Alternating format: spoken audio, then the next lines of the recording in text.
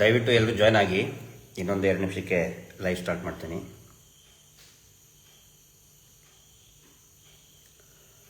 Sound clear ಇದ್ದರೆ sound clear ಅಂತ ಒಂದು ಮೆಸೇಜ್ ಹಾಕಿ. ಬರ್ತಾ ಇದೆಯಲ್ಲ, ಚೆಕ್ ಮಾಡಿ.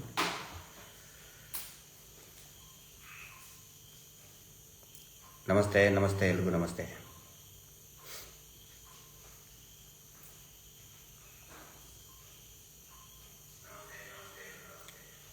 ಸೌಂಡ್ ಕ್ಲಿಯರ್ ಇದೆಯಲ್ಲ? ಓಕೆ. ದಯವಿಟ್ಟು ಎಲ್ಲರೂ ಆದಷ್ಟು ಬೇಗ ಜಾಯ್ನ್ ಆಗಿಬಿಡಿ. ಅತ್ಯಂತ ಪ್ರಮುಖ ವಿಷಯದ ಬಗ್ಗೆ ಇವತ್ತು ನಾನು ಮಾತಾಡಲಿಕ್ಕಿದೆ. ಮತ್ತು ಬಹುಶಃ ಮಾನ್ಯ ವಿಜೇಂದ್ರ ಅವರು ರಾಜ್ಯ BJPಯ ಅಧ್ಯಕ್ಷರು ಮತ್ತು ಈ ರಾಜ್ಯದ ಯುವ ನಾಯಕರು ನನ್ನ ಮಾತು ಕೇಳಿಸ್ಕೊತಾರೆ ಅಂದ್ಕೊಂಡಿದ್ದೀನಿ. ಇವತ್ತಿನ ಈ ಲೈವನ್ನು ನೇರವಾಗಿ ವಿಜೇಂದ್ರ ಅವರ ಮನವನ್ನು ಮುಟ್ಟೋದಕ್ಕೆ, ಅದರ ಮುಖಾಂತರ ಈ ರಾಜ್ಯದ ಅನೇಕ ಸಾವಿರಾರು ಜನ ಹಿಂದೂ ಕಾರ್ಯಕರ್ತರನ್ನ ಮುಟ್ಟುವಂಥ ಪ್ರಯತ್ನವನ್ನು ಮಾಡ್ತಾ ಇದ್ದೇನೆ. ನನ್ನ ಮನದಾಳದ ಮಾತನ್ನು ನೇರವಾಗಿ ವಿಜೇಂದ್ರ ಅವರಿಗೆ ತಲುಪಿಸುವಂಥ ಪ್ರಯತ್ನ ಮಾಡ್ತಾ ಇದ್ದೇನೆ. ಬಹುಶಃ ಅವರು ಕೂಡ, ವಿಜೇಂದ್ರ ಅವರು ಸೋಷಿಯಲ್ ಮೀಡಿಯಾದಲ್ಲಿ ತುಂಬ ಆ್ಯಕ್ಟಿವ್ ಇರ್ತಾರೆ. ಅವ್ರಿಗೆ ಆದಂಥ ಒಂದು ಟೀಮ್ ಇರ್ತದೆ. ರಾಜ್ಯಾಧ್ಯಕ್ಷರಾಗಿರೋದ್ರಿಂದ BJP IT ಸೆಲ್ ತುಂಬ ಆ್ಯಕ್ಟಿವ್ ಆಗಿರುವಂಥ IT ಸೆಲ್ ಅದು. ರಾಜಕೀಯ ಪಕ್ಷಗಳಲ್ಲಿ ಭಾಳ ಆ್ಯಕ್ಟಿವ್ ಆಗಿರುವಂಥ IT ಸೆಲ್ಲು.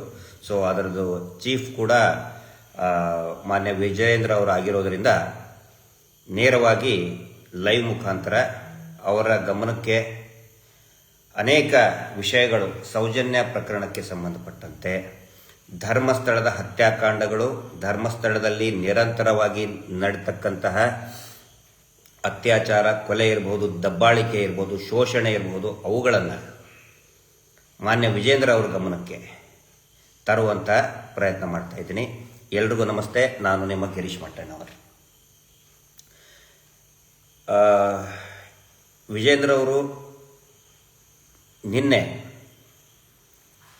ಒಂದು ಸಮಾವೇಶವನ್ನು ಹಮ್ಮಿಕೊಂಡಿದ್ದರು. ನಾನು ನೇರವಾಗಿ ಮಾನ್ಯ ವಿಜೇಂದ್ರ ಅವರ ಹೆಸರನ್ನೇ ಯಾಕೆ ನಾನು ಪ್ರಸ್ತಾಪ ಮಾಡ್ತಾ ಇದ್ದೀನಿ ಅಂತ ಹೇಳಿದರೆ, ನಿನ್ನೆ ಉಜಿರೆಯಿಂದ ಧರ್ಮಸ್ಥಳದವರೆಗೆ, ಉಜಿರೆ, ಬೆಳ್ತಂಗಡಿ ಎಲ್ಲ ಕಡೆ ರಾರಾಜಿಸ್ತಾ ಇದ್ದಂತಹ ಬ್ಯಾನರ್ ಬಂಟಿಂಗ್ಗಳಲ್ಲಿ ಧರ್ಮಸ್ಥಳ ಚಲೋ ನೇತೃತ್ವದಲ್ಲಿ BY ವಿಜಯೇಂದ್ರ BJP ರಾಜ್ಯಾಧ್ಯಕ್ಷರು.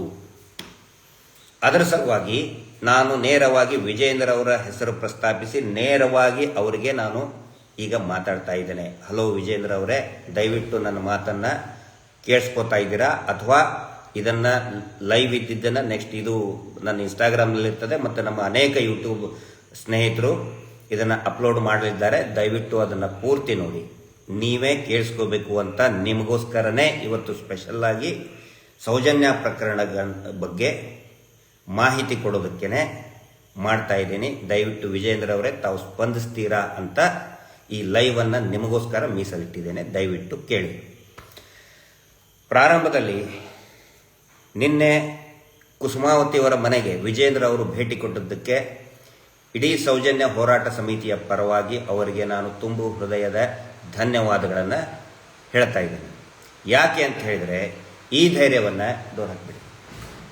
ಈ ಧೈರ್ಯವನ್ನು ಯಾವುದೇ ಒಬ್ಬ ಆಕ್ಟಿವ್ ಆಗಿರುವಂತಹ ರಾಜಕಾರಣಿ ಮಾಡಿರಲಿಲ್ಲ, ಅಧಿಕಾರದಲ್ಲಿರುವಂತಹ ರಾಜಕಾರಣಿ ಮಾಡಿರಲಿಲ್ಲ. ಆದರೆ ವಿಜಯೇಂದ್ರ ಅವರು ಅಲ್ಲಿ ಏನು ಧರ್ಮಸ್ಥಳ ಚಲೋ ಸಭೆ ಮುಗಿಸಿದ ತಕ್ಷಣವೇ ಇಲ್ಲಿಯ ಮಾನ್ಯ ಶಾಸಕರ ಜೊತೆಗೆ, ಸ್ಥಳೀಯ ಶಾಸಕರಾದಂಥ ಹರೀಶ್ ಪೂಂಜಾ ಅವ್ರ ಜೊತೆಗೆ ಮತ್ತು ಇನ್ನಿಲ್ಲಿ 2-3 ಜನ ನಾಯಕರ ಜೊತೆಗೆ ಬಂದಿದ್ದಾರೆ. ಬಂದು ಮಾತಾಡಿದ್ದಾರೆ. ನಮಗೆ ಯಾಕೆ ಇದರಿಂದ ಸಮಾಧಾನ ಆಗಿದೆ ಅಂತ ಹೇಳಿದರೆ, DK ಶಿವಕುಮಾರ್ ಹತ್ರ ಕಳೆದ ಒಂದು 2-3 ತಿಂಗಳ ಹಿಂದೆ ತಾಯಿ ಕುಸುಮಾವತಿ, ಸೌಜನ್ಯಳ ತಾಯಿ ಕುಸುಮಾವತಿಯವರು ಬೆಳ್ತಂಗಡಿಗೆ ಹೋಗಿ ಒಕ್ಕಲಿಗರ ಒಂದು ಸಮಾವೇಶ ಇದ್ದಾಗ DK ಶಿವಕುಮಾರ್ ಅವರಿಗೆ ಭೇಟಿಯಾಗಬೇಕು ಅಂತ ಹೋದಾಗ ಅತ್ಯಂತ ನಿಷ್ಕೃಷ್ಟವಾಗಿ, ಕೇವಲವಾಗಿ ಕುಸುಮಾವತಿಯವರನ್ನು ನೋಡಿ ಅವರನ್ನು ಕೂತ್ಕೊಳ್ಳೋದಕ್ಕೂ ಹೇಳ್ದೇನೆ ಕಳಿಸಿದಂಥವರು DK ಶಿವಕುಮಾರ್ ಅವರು, ಈ ರಾಜ್ಯದ ಮಾನ್ಯ ಉಪಮುಖ್ಯಮಂತ್ರಿಗಳು. ಆದರೆ ವಿಜೇಂದ್ರ ಅವರು ನೇರವಾಗಿ ಅವರ ಮನೆಗೆ ಹೋಗಿದ್ದು ನಮಗೆ ಸಮಾಧಾನ ತಂದಿದೆ. ಧನ್ಯವಾದಗಳು. ನನಗೆ ಕಾಡ್ತಾ ಇರೋದು ಈ ಪೇಪರ್ ಕಟ್ಟಿಂಗ್ ತುಂಬ ಎಲ್ಲ ಕಡೆ ನಿನ್ನೆ ಮತ್ತೆ ಕಳೆದ ಒಂದು 15 ದಿನದಿಂದ ಷಡ್ಯಂತ್ರ ಅಂತ ಹೇಳ್ತಾ ಇದ್ದಾರಲ್ಲ, ಅದರ ನೇತೃತ್ವವನ್ನು ವಿಜೇಂದ್ರ ಅವರು ವಹಿಸ್ಕೊಳ್ಳೋಕ್ಕಿಂತ ಮುಂಚೆ ನಮ್ಮನ್ನು ಯಾರನ್ನಾದ್ರೂ ಕರಿಬಹುದಿತ್ತಲ್ಲ, ಕರೆದು ಕೇಳಬಹುದಾಗಿತ್ತಲ್ಲ. ನಾವೇನಿಲ್ಲ ಅಂತ ಹೇಳ್ತಾ ಇದ್ದಿಲ್ಲ. ಯಾಕಂತ ಹೇಳಿದ್ರೆ ನಾನು ವಿಜೇಂದ್ರ ಅವರಿಗೆ ತುಂಬ ಆಪ್ತನಾಗಿದ್ದಂಥವನು. ಒಂದು ಕಾಲಕ್ಕೆ ವಿಜೇಂದ್ರ ಅವ್ರಿಗಿಂತ ನಮ್ಮ ಹಿರಿಯರಾದಂತಹ ಯಡಿಯೂರಪ್ಪನವರ ಗರಡಿಯಲ್ಲಿ ಬೆಳೆದಂಥವನು. ನಾನು ರಾಜ್ಯ ಬಿಜೆಪಿ ಯುವ ಮೋರ್ಚಾದ ಉಪಾಧ್ಯಕ್ಷನಾದೆ ಮೊದಲು 2006ರಲ್ಲಿ 2005-6ರಲ್ಲಿ. ಅದಾದ ನಂತರ ನನಗೆ 2007ರಲ್ಲಿ ರಾಜ್ಯ ಬಿಜೆಪಿ ಯುವ ಮೋರ್ಚಾದ ರಾಜ್ಯದ ಘಟಕದ ಅಧ್ಯಕ್ಷರನ್ನಾಗಿ ಮಾಡಿದರು. ಅದಾದ ನಂತರ ಕಂಠೀರವ ಸ್ಟುಡಿಯೋದ ಚೇರ್ಮನ್ ಆಗಿದ್ದೆ ನಾನು, ಅಧ್ಯಕ್ಷನಾಗಿದ್ದೆ. ಫಿಲ್ಮ್ ಇಂಡಸ್ಟ್ರಿ ಚೇರ್ಮನ್ ಆಗಿದ್ದೆ ನಾನು 2 ವರ್ಷ. ಅದಾದ ನಂತರ 2 ವರ್ಷ ಕಾಡಾದ ಅಧ್ಯಕ್ಷ, ಕಾಡಾ ಅಂದರೆ ಕಮಾಂಡ್ ಏರಿಯಾ ಡೆವಲಪ್ಮೆಂಟ್ ಅಥಾರಿಟಿಯ ಅಧ್ಯಕ್ಷ, ಕ್ಯಾಬಿನೆಟ್ ರ್ಯಾಂಕ್ದ ಅಧ್ಯಕ್ಷ ಆಗಿದ್ದೆ 2013 ಚುನಾವಣೆವರೆಗೂ ಕೂಡ. ಮಾನ್ಯ ಯಡಿಯೂರಪ್ಪನವರ ಗರಡಿಯಲ್ಲಿ ಬೆಳೆದಂಥವ್ರು. ಅಷ್ಟೇ ಅಲ್ಲ, ವಿಜೇಂದ್ರ ಅವರು ಕೂಡ ಕೆಲವು ಸಂದರ್ಭಗಳಲ್ಲಿ ತೊಂದರೆ ಆದಾಗ ನಡುರಾತ್ರಿ ಏನಾದರೂ ಫೋನ್ ಮಾಡಿದರೆ ನಮ್ಮ ಫೋನನ್ನು ರಿಸೀವ್ ಮಾಡಿ ಸ್ಪಂದನೆ ಮಾಡಿದ್ದು ವಿಜೇಂದ್ರ ಅವರು. ಯಾಕಂದ್ರೆ ನಾನು ಅದು ಹೇಳಬೇಕಾಗತ್ತೆ. ಯಾಕಂದ್ರೆ ನಾನು ಟೀಕಾಕಾರರನ್ನಲ್ಲ. ಸುಮಾರು ಜನ ರಾಜಕೀಯದಲ್ಲಿ ಏನಾಗ್ಬಿಡ್ತದೆ, ಸಹಾಯ ತಗೊಂಡು ಆ ಸಹಾಯವನ್ನು ಸಾರ್ವಜನಿಕವಾಗಿ ಹೇಳಲ್ಲ. ಎಷ್ಟೋ ಜನ ಲೀಡರ್ಗೆ ಈ ಕಡೆ ಸಹಾಯ ತಗೊಂಡಿರ್ತಾರೆ, ಆದರೆ ಅವರು ವಿರೋಧ ಮಾಡಬೇಕಾದ್ರೆ ಆ ಸಹಾಯವನ್ನು ಹೇಳಲ್ಲ. ಆದರೆ ನಾನು ಹೇಳ್ತಾ ಇದ್ದೀನಿ, ಸಾರ್ವಜನಿಕವಾಗಿ ಹೇಳ್ತಾ ಇದ್ದೀನಿ, ನಡುರಾತ್ರಿ ಏನಾದರೂ ಕರೆ ಮಾಡಿದರೆ ವಿಜೇಂದ್ರ ಅವರಿಗೆ ತಕ್ಷಣವೇ ಸ್ಪಂದಿಸುವಂತಹ ಆ ಒಂದು ಮೈಂಡ್ಸೆಟ್ ಇರೋದು. ಕಾರ್ಯಕರ್ತರು ಫೋನ್ ಮಾಡಿದರೆ ಸ್ಪಂದಿಸುವಂತ. ನಾನು ಕರೆ ಮಾಡಿದಾಗೂ ಕೂಡ ವಿಜೇಂದ್ರ ಅವರು ಸ್ಪಂದಿಸಿದ್ದಾರೆ, ತಕ್ಷಣಕ್ಕೇ ಸ್ಪಂದಿಸಿದ್ದಾರೆ. ನನ್ನ ಮಗಳು ಹುಟ್ಟಿ ಧಾರವಾಡದಲ್ಲಿ ತಕ್ಷಣಕ್ಕೆ ಇದನ್ನು ಸರಿ ಚೆಕಪ್ಪಿಗೆ ಅಂತೇಳಿ ಬಹಳ ಸೀರಿಯಸ್ ಕಂಡೀಷನ್ ಇತ್ತು. ಅವಾಗ ಸ್ಪಂದಿಸಿದ್ದು ಮಾನ್ಯ ಯಡಿಯೂರಪ್ಪನವರು. ನಾನು ಬರ್ತಾ ಇದ್ದೇನೆ ಗಿರೀಶ, ನಿನ್ನ ಮನೆಗೆ ನಿನ್ನ ಮಗಳು ನೋಡೋದಕ್ಕೆ ನಾನು ಬರ್ತಾ ಇದ್ದೇನೆ ಅಂತ ಹೇಳಿದರು ಯಡಿಯೂರಪ್ಪನವರು. ಯಾವಾಗ ಇದು ಮೇ ಬಿ 2009ರಲ್ಲಿ 2008ರಲ್ಲಿ ಇರಬೇಕು. ಇದು 2008ರಲ್ಲಿ ಧಾರವಾಡದಲ್ಲಿ ಏನೋ ಹುಬ್ಬಳ್ಳಿ ಒಂದು ಕಾರ್ಯಕರ್ತರ ಸಮಾವೇಶ ಇತ್ತು. ಆವಾಗ ಯಡಿಯೂರಪ್ಪನವ್ರು ಬಂದಿದ್ದರು. ಯಡಿಯೂರಪ್ಪನವ್ರು ಹೇಳಿದೆ, ಸರ್ ನನ್ನ ಮಗಳನ್ನ ಡಿಸ್ಚಾರ್ಜ್ ಮಾಡ್ಕೊಂಡು ಬಂದಿದ್ದು, ನನ್ನ ಹೆಂಡತಿ ಮಕ್ಕಳನ್ನ ಡಿಸ್ಚಾರ್ಜ್ ಮಾಡ್ಕೊಂಡು ಬಂದಿದ್ದೀನಿ ಆಸ್ಪತ್ರೆಯಿಂದ. ಪ್ರಭಾಕರ್ ಕೋರೆ ಹಾಸ್ಪಿಟಲ್ ಬೆಳಗಾವಿನಿಂದ ಡಿಸ್ಚಾರ್ಜ್ ಮಾಡ್ಕೊಂಡು ಬಂದಿದ್ದು, ತುಂಬ ಸಮಸ್ಯೆ ಆಗಿತ್ತು, ನಿನ್ನ ಮಗಳನ್ನ ನೋಡಕ್ಕೆ ನಾನು ಬರ್ತೀನಿ. ಅವಾಗ ಜಗದೀಶ್ ಶೆಟ್ಟರು ವಿರೋಧ ಮಾಡಿದ್ರು. ಮಟ್ಟಣ್ಣವ್ರ ಮನೆಗೆ ಯಾಕೆ ಹೋಗ್ಬೇಕು, CM ಆದಂಥವ್ರು, ಅವಾಗ ಮುಖ್ಯಮಂತ್ರಿಗಳಾಗಿದ್ದರು ಆ ಟೈಮಲ್ಲಿ. ಅವಾಗ ಗಿರೀಶ್ ಮಟ್ಟಣ್ಣವ್ರ ಮನೆಗೆ ಯಾಕ್ರಿ ಹೋಗೋದು ತಡೀರಿ ಅಂತ ಹೇಳಿದ್ರು ಅವ್ರ ಶಿಷ್ಯಂದರಿಗೆ ಹೇಳಿ. ಆದರೂ ಕೂಡ ಮುಖ್ಯಮಂತ್ರಿಗಳಲ್ಲ, ಮೇ ಬಿ ಉಪಮುಖ್ಯಮಂತ್ರಿಗಳು, ತುಂಬ ದೊಡ್ಡ ಉಪಮುಖ್ಯಮಂತ್ರಿ ಸ್ಥಾನದಲ್ಲಿದ್ದಿರಂತ ಕಾಣುತ್ತೆ ಆ ಟೈಮಲ್ಲಿ. ನಾನು ಗಿರೀಶನ್ ಮನೆಗೆ ಹೋಗಲೇಬೇಕು ಅಂತ ಹೇಳಿ ನನ್ನ ಮನೆಗೆ ಬಂದು ನೋಡಿ ಸ್ಪಂದನೆ ಮಾಡಿದಂಥವ್ರು ಯಡಿಯೂರಪ್ಪನವರು. ಶಿಕಾರಿಪುರಕ್ಕೆ ಹೋದರೆ ಎಲ್ಲರೂ IBಯಲ್ಲಿ ಇರ್ತಿದ್ರು, ಆದರೆ ನಾನು ಮನೆಯಲ್ಲಿ ಇರ್ತಾ ಇದ್ದೆ. ಕರೆದು ಕೇಳಬಹುದಿತ್ತಲ್ಲ ಷಡ್ಯಂತ್ರ ಅಂದರೆ ಏನು ಅಂತೇಳಿ. ಖಂಡಿತ ಬರ್ತಾ ಇದ್ವಿ ನಾವು ಮಹೇಶ್ ಶೆಟ್ಟಿ ತಿಮ್ರೋಡಿ ಅವರು ಖಂಡಿತ ಬರ್ತಾ ಇದ್ವಿ. ಮಹೇಶ್ ಶೆಟ್ಟಿ ತಿಮ್ರೋಡಿ ಅವರು ಬಿಜೆಪಿಗೆ ದೂರ, ಅವರು ಇಡೀ ಸಂಘದ ಪೂರ್ಣಾವಧಿ ಕಾರ್ಯಕರ್ತರಾಗಿ ಇಡೀ ಒಂದು ಯೌವನವನ್ನೇ ಹಿಂದುತ್ವದ ಹೋರಾಟಕ್ಕೆ ಮೀಸಲಿಟ್ಟಂಥವರು ಮಹೇಶ್ ಶೆಟ್ಟಿ ತಿಮ್ರೋಡಿ ಅವರು. ಕರಿಬಹುದಾಗಿತ್ತಲ್ಲ. ಏನ್ರಿ ಷಡ್ಯಂತ್ರ? ನೀವು ಹಿಂದೂ ದೇವಸ್ಥಾನದ ವಿರುದ್ಧ, ನೀವು ಹಿಂದೂ ಧರ್ಮದ ವಿರುದ್ಧ ಷಡ್ಯಂತ್ರ ಮಾಡ್ತಿದ್ರ ಅಂತ ಕರೆದಿದ್ರೆ ರಾತ್ರೋರಾತ್ರಿ ಓಡಿ ಬರ್ತಾ ಇದ್ವಿ ವಿಜೇಂದ್ರ ಅವರೇ ನಿಮ್ಮ ಹತ್ರ. ಯಾಕೆ ಕರೀಲಿಲ್ಲ? ಕರೆದು ಮಾತಾಡಿಸ್ಬೋದಾಗಿತ್ತು. ಷಡ್ಯಂತ್ರ ನೋಡಿ ಪೇಪರ್ನಲ್ಲಿ, ಷಡ್ಯಂತ್ರ, ಹಿಂದೂ ಧರ್ಮದ ವಿರುದ್ಧ ಷಡ್ಯಂತ್ರ. ಇದ್ರ ಪೂರ್ತಿಯಾಗಿ ಇವರು ಟೀಕೆ ಮಾಡಿದ್ದು ನಮಗೆ ಅಂತ ಗೊತ್ತಿದೆ, ಅದ್ರ ಸಲುವಾಗಿ ಹೇಳ್ತಾ ಇದ್ದೀನಿ. ಷಡ್ಯಂತ್ರ, ಈ ಷಡ್ಯಂತ್ರ ಏನನ್ನೋದು ನಿಮಗೆ ನೆಕ್ಸ್ಟ್ ಇದರಲ್ಲಿ ಎಕ್ಸ್ಪ್ಲೈನ್ ಮಾಡ್ತೀನಿ. ಯಾರು ಷಡ್ಯಂತ್ರ ನಾವು ಮಾಡ್ತಾ ಇದ್ದೀವ ಅಥವಾ ಇನ್ನು ಯಾರು ಷಡ್ಯಂತ್ರ ಮಾಡ್ತಾ ಇದ್ದಾರೆ ಅದನ್ನು ಕೂಡ ಎಕ್ಸ್ಪ್ಲೈನ್ ಮಾಡ್ತೀನಿ. ಇಲ್ಲಿ ನಿನ್ನೆ ಕುಸುಮಾವತಿ ಅವರ ಮನೆಗೆ ಹೋದಾಗ ಅವರ ತಾಯಿ ಕುಸುಮಾವತಿ ಮತ್ತೆ ಪುರಂದರ್ ಗೌಡ್ರು 2 ವಿಷಯಗಳನ್ನು ನಿಮ್ಮ ಗಮನಕ್ಕೆ ತಂದಿದ್ದಾರೆ. ನೀವು ಅದನ್ನು ಎಷ್ಟು ಗಂಭೀರವಾಗಿ ತಗೊಂಡಿದ್ದೀರೋ ನಮಗೆ ಗೊತ್ತಿಲ್ಲ. ಆದರೂ ಕೂಡ ಒನ್ಸ್ ಅಗೇನ್ ಹೇಳ್ತಾ ಇದ್ದೀನಿ. ಮೊದಲೇದ್ದು ಕುಸುಮಾವತಿ ಅವರು, ತಾಯಿ ಕುಸುಮಾವತಿ ಹೇಳ್ತಾರೆ, ನಮ್ಮೆಲ್ಲರಿಗೂ ಕೂಡ ತಾಯಿ ಸಮಾನವೇ, ಹೋರಾಟದ ತಾಯಿ. ಒಂದು ಮಹೇಶೆಟ್ಟಿ ತಿಮ್ಮರೋಡಿ ಅವರ ಶ್ರೀಮತಿಯವರು ಮತ್ತು ಇವರು ಹೋರಾಟದ ತಾಯಂದಿರವರು ಅನ್ನಪೂರ್ಣೇಶ್ವರಿ ಅವರು. ಅವ್ರು ಹೇಳ್ತಾರೆ, ಅಳ್ತಾ ಹೇಳ್ತಾರೆ,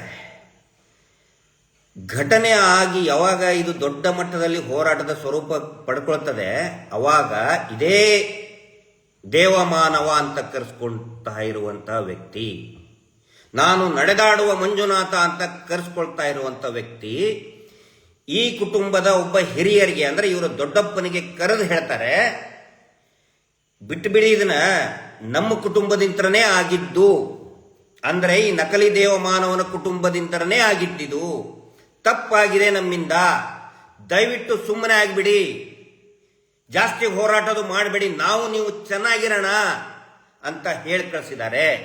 ಈ ಮಾತನ್ನ ಪುರಂದರಗೌಡರು, ಕುಸುಮಾವತಿಯವರು ಎಷ್ಟೋ ಸಾರಿ ಮಾಧ್ಯಮಗಳಲ್ಲಿ ಯೂಟ್ಯೂಬ್ಗಳಲ್ಲಿ ಹೇಳಿದ್ದಾರೆ ರೀ.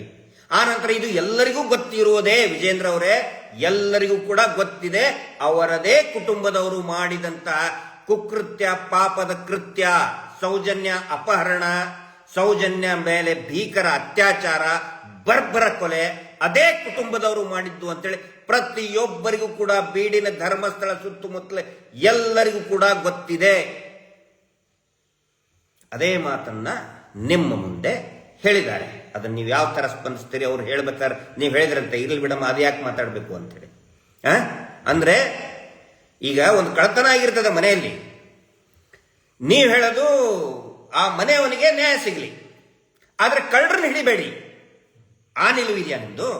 ಕಳ್ಳರನ್ನ ಹಿಡಿಬೇಡಿ, ಆದ್ರೆ ಕಳ್ತನಾದ ಮನೆಯವನಿಗೆ ನ್ಯಾಯ ಸಿಗಲಿ. ಏನಿದ್ರ ಅರ್ಥ? ಆ ನಿಲುವ ನಿಮ್ದು? ಸ್ಪಷ್ಟಪಡಿಸ್ಬೇಕು ನೀವತ್ತ. ಎರಡನೇದು, ಪುರಂದರಗೌಡರು ನಿಮಗೆ ಹೇಳಿದರು ಏನಂತ, ಸರ್ ಸೌಜನ್ಯ ಡೆಡ್ ಬಾಡಿ ಬಿದ್ದಾಗ ಪಕ್ಕದಲ್ಲಿ ಒಂದು ಚೀಟಿ ಇತ್ತು, ಇದನ್ನ ನಾನು ನಿಮ್ಗೆ ತೋರಿಸ್ತಾ ಇದ್ದೀನಿ ಇನ್ಸ್ಟಾಗ್ರಾಮ್, ಇಲ್ಲಿ ನೋಡಿ ಇದನ್ನು ದಯವಿಟ್ಟು ವಿಜೇಂದ್ರ ಅವರೇ ದಯವಿಟ್ಟು ಇದನ್ನ ನೋಡಿ. ಈ ಚೀಟಿ ನೋಟ್ಬುಕ್ ನಲ್ಲಿರುವಂತಹ ಹಾಳೆಯ ಒಂದು ತುಂಡು, ಇಲ್ಲಿ ಇರುವುದು ಸೌಜನ್ಯಳ ಡೆಡ್ ಬಾಡಿ, ಇದು ಅವಳ ಮೃತದೇಹ. ಅದನ್ನು ಪೂರ್ತಿ ನಮಗೆ ಇವತ್ತಿಗೂ ಕೂಡ ನೋಡೋಕ್ಕಾಗಲ್ಲ, ನೋಡಿದರೆ ಪೂರ್ತಿಯಾಗಿ ನಮ್ಮ ಖಿನ್ನತೆ ಜಾರಿ ಬಿಡ್ತೀವಿ. ಇದು ಸೌಜನ್ಯಳ ಡೆಡ್ ಬಾಡಿ, ಬ್ಲರ್ ಮಾಡಿದ್ದೀವಿ. ಇದು ಆ ಒಂದು ನೋಟ್ಬುಕ್ಕಿನ ಚೀಟಿ. ವಿಜೇಂದ್ರ ಅವರೇ, ಮಾನ್ಯ ವಿಜೇಂದ್ರ ಅವರೇ, ಚೀಟಿ ಏನು ಗೊತ್ತಾ, ನಿನ್ನೆ ಪುರಂದರಗೌಡರು ಏನು ಹೇಳಿದರು, ನೀವು ಇನ್ನೂ ಒಂದು ಅರ್ಧ ಗಂಟೆ 1 ಗಂಟೆ ಇರಬೇಕಾಗಿತ್ತಲ್ಲಿ. ಆ ಚೀಟಿ ಎಲ್ಲಿದು ಅಂತ ಹೇಳಿದ್ರೆ ಸೌಜನ್ಯಳ ನೋಟ್ಬುಕ್ ನಲ್ಲಿರುವಂತಹ ಚೀಟಿ. ಅದನ್ನ ಹರಿದಿದ್ದು ಯಾರು, ಹರಿದು ಇಟ್ಕೊಂಡು ಹೋಗಿದ್ದು ಯಾರು ಅಂತ ಹೇಳಿದ್ರೆ ಬೆಳ್ತಂಗಡಿ ಪೊಲೀಸ್ ಠಾಣೆಯ ಕಾನ್ಸ್ಟೇಬಲ್. ಹಿಂದೆ ಯಾವಾಗ ಸೌಜನ್ಯ ಮಿಸ್ಸಿಂಗ್ ಆಗ್ತಾಳಲ್ಲ, ಅವಳ ಡೆಡ್ ಬಾಡಿ ಮರುದಿನ ಸಿಕ್ಕಿದ್ದು, 10ನೇ ತಾರೀಕು ಸಿಕ್ಕಿದ್ದು. 9ನೇ ತಾರೀಕು ರಾತ್ರಿ 10 ಗಂಟೆಗೆ ಪೊಲೀಸ್ ಕಾನ್ಸ್ಟೇಬಲ್ ಬಂದು ಸರ್ಚ್ ಮಾಡ್ತಾ ಇರ್ತಾರೆ ಸೌಜನ್ಯ ಮನೆ. ಅವಳ ಸ್ಟಡಿ ಟೇಬಲ್ ಸರ್ಚ್ ಮಾಡಬೇಕಾದ್ರೆ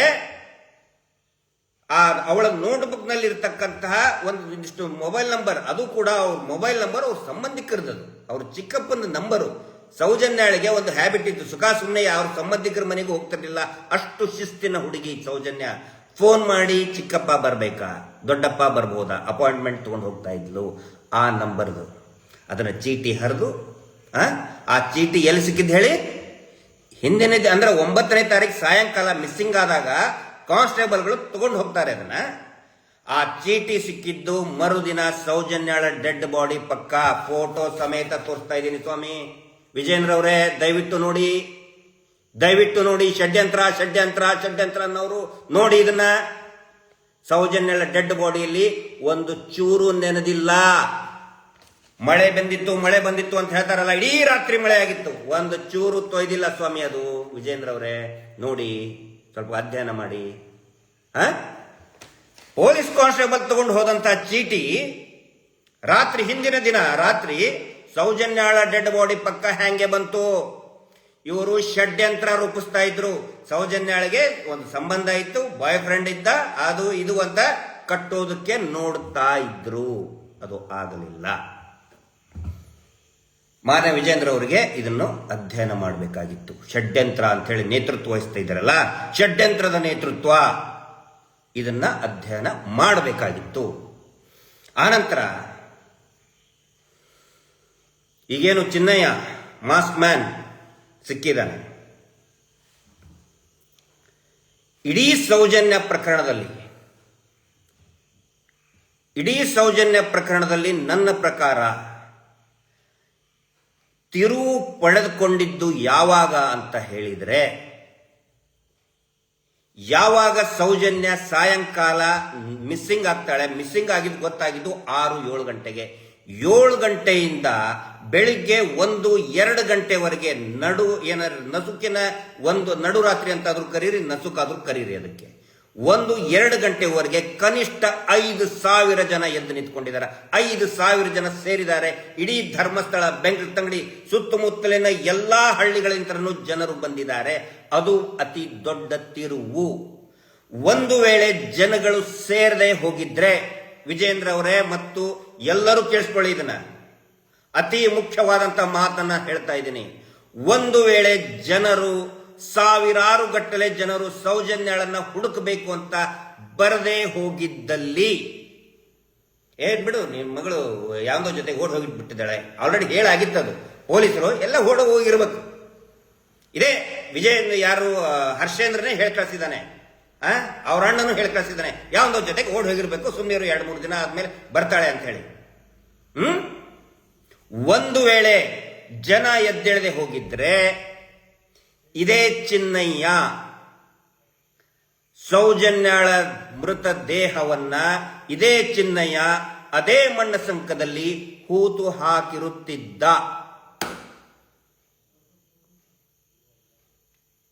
ಆಗಲಿ ತನಿಖೆ, SIT ಅವ್ರು ತನಿಖೆ ಮಾಡಿ ಗೊತ್ತಾಗುತ್ತೆ. ಯಾಕೆ ವಿಜೇಂದ್ರ ಅವರೇ ಇಷ್ಟೊಂದು ಬಾಲಕ್ಕೆ ಬೆಂಕಿ ಸುಟ್ಟ ಹಾಗೆ ಒದ್ದಾಡ್ತಾ ಇದ್ದಾರೆ ಅಂತ ಹೇಳಿದ್ರೆ, ಈ ಕಾರಣಕ್ಕೆ. ಯಾಕೆ ಆರ್ ಅಶೋಕ್ ಅವರು ಸಿಕ್ಕಾಪಟ್ಟೆ ಹಿಂದು ಮುಂದೆ ನೋಡದೆ ಕಿರ್ಚಾಡ್ತಾ ಇದ್ದಾರಂದ್ರೆ ಇದೇ ಕಾರಣಕ್ಕೆ.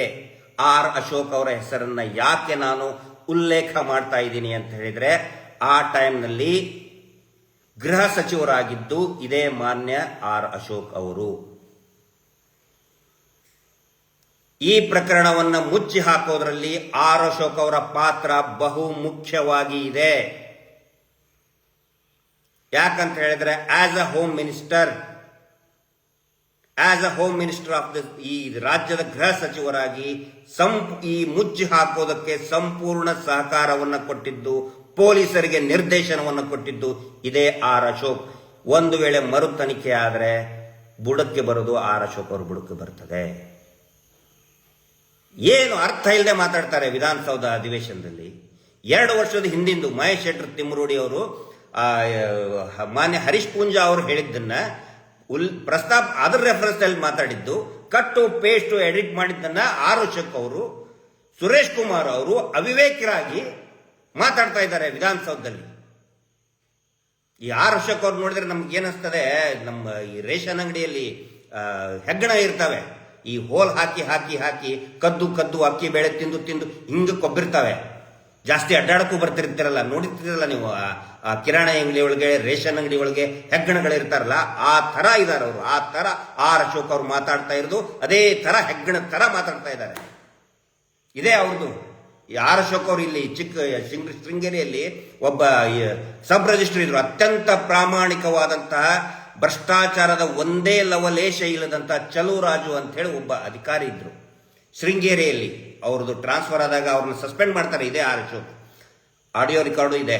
ಇವರ PA ಆರ್ ಅಶೋಕ್ ಅವ್ರ PA ಮಂತ್ಲಿ ಇಸ್ಕೊಳಕ್ ಕೇಳಿರ್ತಾರೆ, ಯಾಕ್ರಿ ಯಾವನ್ರಿ ನೀನು ಮಂತ್ಲಿ ಇಸ್ಕೊಳಕ್ಕೆ, ನಂದು ತಲೆಗಿಲೆ ಕೆಟ್ಟಿದ್ಯಾ ಅಂತೇಳಿ ಚಲುರಾಜು ಅಂತಹ ಸಬ್ ರಿಜಿಸ್ಟರ್ ಹೇಳ್ತಾರೆ. ಅತ್ಯಂತ ಪ್ರಾಮಾಣಿಕ ಅಂತವ್ರನ್ನ ಸಸ್ಪೆಂಡ್ ಮಾಡಿಸೋದಲ್ಲ, ಸೇವೆಯಿಂದನೇ ಟರ್ಮಿನೇಟ್ ಮಾಡಿಸ್ತಾರೆ ಆರ್ ಅಶೋಕ್. ಇದೇ ಆಡಿಯೋ ಬಿಡ್ತೀನಿ, ಹಿಂದೂ ಕೂಡ ಬಂದಿತ್ತು, ಸಾರ್ವಜನಿಕವಾಗಿ ಅದು ಲಭ್ಯ ಇಲ್ಲ. ಅದು ಆಡಿಯೋ ಇದೆ ಬೇರೆ ಒಂದು ಇದರಲ್ಲಿ, ಹ್ಯಾಂಡ್ಸೆಟ್ ಅಲ್ಲಿ ನಮ್ಮ ಫ್ರೆಂಡ್ಸ್ ಇದರಲ್ಲಿದೆ. ಈಗ ದೊಡ್ಡದಾಗಿ ಹಿಂದೂ ಧರ್ಮಕ್ಕೆ ಅವು ಹೇಳನಂತ ಭಾಷಣ ಮಾಡ್ತಾರೆ ಆರ್ ಅಶೋಕ್ ಅವರೇ. ಇದೇ ಎಲ್ರದ್ದು ಇದೆ ಇವ್ರ ಹಣೆ ಬರ. ನೆಕ್ಸ್ಟು ಇದ್ರ ಬಗ್ಗೆ ಕಂಟಿನ್ಯೂ ಮಾಡ್ತಾ ಇದ್ದೀನಿ. ಅಗಳೇ ಹೇಳಿದ್ನಲ್ಲ, ಒಂದು ವೇಳೆ ಜನ ಎದ್ದೇಳದೆ ಹೋದ್ರೆ ಇದೇ ಚಿನ್ನಯ್ಯ ಅನ್ನುವಂತಹ ವ್ಯಕ್ತಿ ಸೌಜನ್ಯಾಳ ಡೆಡ್ ಬಾಡಿಯನ್ನ ಅದೇ ಮಣ್ಣ ಸಂಕದಲ್ಲಿ ಹೂತು ಹಾಕಿರ್ತಿದ್ದ. ಹೂತು ಹಾಕಿದ್ರೆ ಏನಾಗ್ತಿತ್ತು ಹೇಳಿ, ಒಂದು ಇನ್ನೊಂದು 4-5 ಸಾರಿ ಹೋಗ್ತಾ ಇದ್ರ ಪೊಲೀಸ್ ಸ್ಟೇಷನ್ಗೆ, ಮಗಳು ಸಿಗ್ಲಿಲ್ಲ ಅಂತ ಹೇಳಿ ಒಂದು ಮಿಸ್ಸಿಂಗ್ ಕೇಸ್ ರಿಜಿಸ್ಟರ್ ಮಾಡಿ ಸುಮ್ಮನೆ ಆಗ್ಬಿಡ್ತಿದ್ರು, ಮುಗೀತಲ್ವಾ? ಡೆಡ್ ಬಾಡಿ ಹೂತ್ ಹಾಕಿದ್ಮೇಲೆ ಏನ್ ಸಿಗ್ತದೆ? ಅವತ್ತು ಜನ ಎದ್ದಿರುವುದಕ್ಕೆ ಹೂತ್ ಹಾಕೋದಕ್ಕಾಗಿಲ್ಲ. ಜನ ಎಲ್ಲಿ ಬಂದು ನೋಡ್ಬಿಡ್ತಾರೆ ಅಂತ ಹೇಳಿ ಎಲ್ಲಿರೋದು ಡೆಡ್ ಬಾಡಿ ಸಿಕ್ಕಿದ್ದು ತೀರ ಕಾಡು ಒಳಗಡೆ ಅಲ್ಲ, ರಸ್ತೆಯ ಪಕ್ಕದ ತೋಡು ಹಳ್ಳ ಇದೆ, ಆ ತೋಡಿನ ಸಂಕದ ಪಕ್ಕನೇ ಇರೋದು. ಅದಕ್ಕೆ ಮಣ್ಣು ಸಂಕ ಅಂತಾರೆ. ಅದು ಇರೋದು ಎಕ್ಸಾಕ್ಟ್ಲಿ ಅಪೋಸಿಟ್ ಶಾಂತಿವನ. ಅಂದ್ರೆ ಇವ್ರದ್ದು ಮಸಾಜ್ ಸೆಂಟರ್ ಇದೆಯಲ್ಲ, ದಂಧೆ ಮಾಡೋದು ಮಸಾಜ್ ಸೆಂಟರ್ ಇದೆಯಲ್ಲ, ಸೆಲೆಬ್ರಿಟಿಗಳು ಹುಡುಗಿಯರನ್ನು ಕರ್ಕೊಂಡು ಬಂದು ದಂಧೆ ಮಾಡ್ತಾರಲ್ಲ, ಎಕ್ಸಾಕ್ಟ್ಲಿ ಅದರ ಎದುರುಗಡೆ, ಶಾಂತಿವನದ ಕಾಂಪೌಂಡಿನ ಎದುರುಗಡೆ. ಈಗ ಬರ್ತೀನಿ. ದಯವಿಟ್ಟು ಸಾರ್ವಜನಿಕರು, ಆಸಕ್ತಿ ಇರೋರು, ಸೌಜನ್ಯ ಪ್ರಕರಣದಲ್ಲಿ ಆಸಕ್ತಿ ಇರೋರು ಮತ್ತು ಈ ಏನು ಹೂತಿಟ್ಟ ಶವ ಚಿನ್ನಯ್ಯನ ಬಗ್ಗೆ ಆಸಕ್ತಿ, ಈ ಪ್ರಕರಣದ ಆಸಕ್ತಿ ಇರೋರು ಡಿಟಾಕ್ಸ್ ಅನ್ನ ನೋಡಿ, ಮತ್ತೆ ಅಜಯ್ ಅಂಚನ್ ಅವರ ವಿಡಿಯೋಗಳನ್ನ ನೋಡಿ. ಅದರಲ್ಲಿ ಚಿನ್ನಯ್ಯ ಒಂದ್ ಕಡೆ ಹೇಳ್ತಾನೆ,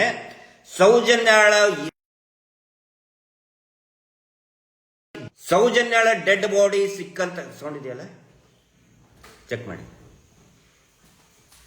ಸೌಜನ್ಯಾಳ ಡೆಡ್ ಬಾಡಿ ಎಲ್ಲಿ ಸಿಕ್ಕಿತ್ತು ಅದೇ ಜಾಗದಲ್ಲಿ ನಾನು ಇನ್ನೂ 4-5 ಹೆಣ್ಣು ಮಕ್ಕಳ ಶವವನ್ನ ನಾನೇ ಹೂತು ಹಾಕಿದ್ದೇನೆ ಅಂತ ಸ್ವತಃ ಚಿನ್ನಯ್ಯ ಹೇಳ್ತಾನೆ. ಓಕೆ, ಸರಿ. ಈಗ ಆಯ್ತಪ್ಪ, ನಾವು ಹೇಳೋದು ಕೇಳಬೇಡ್ರಿ. ಇನ್ನೊಂದು ವಿಡಿಯೋ ಇದೆ. ಯಾವುದು? ನಾವು ಮಾತಾಡಿದ್ದಲ್ಲ, ಚಿನ್ನಯ್ಯ ಮಾತಾಡಿದ್ದಲ್ಲ. SP ಅಭಿಷೇಕ್ ಗೋಯಲ್ 2012 ಸೌಜನ್ಯ ಪ್ರಕರಣ ಆಗಿ 3ನೇ ದಿನಕ್ಕೆ ಅಥವಾ 2ನೇ ದಿನಕ್ಕೆ, ಅಂದ್ರೆ ಮೇ ಬಿ 2012 ಅಕ್ಟೋಬರ್ 12ನೇ ತಾರೀಕಿಗೆ ಸಂತೋಷ್ ರಾವ್ನ ಸಾರ್ವಜನಿಕವಾಗಿ ತೊಂಬಂದು ಮರುದಿನ ಮಾತಾಡಿದ್ದು SP ಆಗಿನ ದಕ್ಷಿಣ ಕನ್ನಡ ಜಿಲ್ಲೆಯ SP ಸಾಹೇಬರು ಅಭಿಷೇಕ್ ಗೋಯಲ್ ಅವರು. ಅವರಿಗೆ ಒಬ್ಬರು ಟಿವಿ ಚಾನೆಲ್ ವರದಿಗಾರರು ಪ್ರಶ್ನೆ ಕೇಳ್ತಾರೆ. ಸಿಸಿ ಕ್ಯಾಮ್ರಾ ಇತ್ತು ಅಂತ ಹೇಳ್ತಾರೆ. ಕೊನೆಯದಾಗಿ ಒಂದು ಪ್ರಶ್ನೆ ಕೇಳ್ತಾರೆ ಟಿವಿ ಚಾನೆಲ್ನ ಪತ್ರಕರ್ತರು. ಆದ್ರೆ ಆ ವಿಡಿಯೋನ ಡಿಲೀಟ್ ಮಾಡಿಸ್ತಾರೆ, ಯಾವ ಚಾನೆಲ್ನಲ್ಲೂ ಬಂದಿಲ್ಲ. ರಾ ವಿಡಿಯೋ ಫುಟೇಜ್ ನಮ್ಮ ಹತ್ರ ಇದೆ. ಅದರಲ್ಲಿ ಅವ್ರಿಗೆ ಏನ್ ಕೇಳ್ತಾರೆ ಪತ್ರಕರ್ತರು SP ಸಾಹೇಬರಿಗೆ, ಸರ್ ಇದು ಶಾಂತಿವನದ ಎದುರುಗಡೆ, ಅಂದ್ರೆ ಇದೇ ಮಣ್ಣ ಸಂಕ, ಶಾಂತಿವನದ ಎದುರುಗಡೆ ಪದೇ ಪದೇ ಹೆಣ್ಮಕ್ಳ ಡೆಡ್ ಬಾಡಿ ಸಿಗ್ತಾ ಬೀಳ್ತಾ ಇರ್ತೈತಲ್ಲ, ಯಾಕೆ ಕೇಳಿದಾಗ SP ಸಾಹೇಬರು ಹಿಂಗೆ ಮಾಡಿಕೊಂಡು ನಿರುತ್ತರವಾಗ್ತಾರೆ. ವಿಡಿಯೋ ಕಟ್ ಆಗುತ್ತೆ. ಹಾಗಿದ್ರೆ ಈ ಚಿನ್ನಯ್ಯನಿಗೂ ಸೌಜನ್ಯ ಡೆಡ್ ಬಾಡಿ ಡಿಸ್ಪೋಸ್ ಮಾಡೋದಕ್ಕೂ ಸಂಬಂಧ ಇದೆಯಾ? SIT ಉತ್ತರ ಕೊಡಬೇಕು, ಕೊಡಲೇಬೇಕು.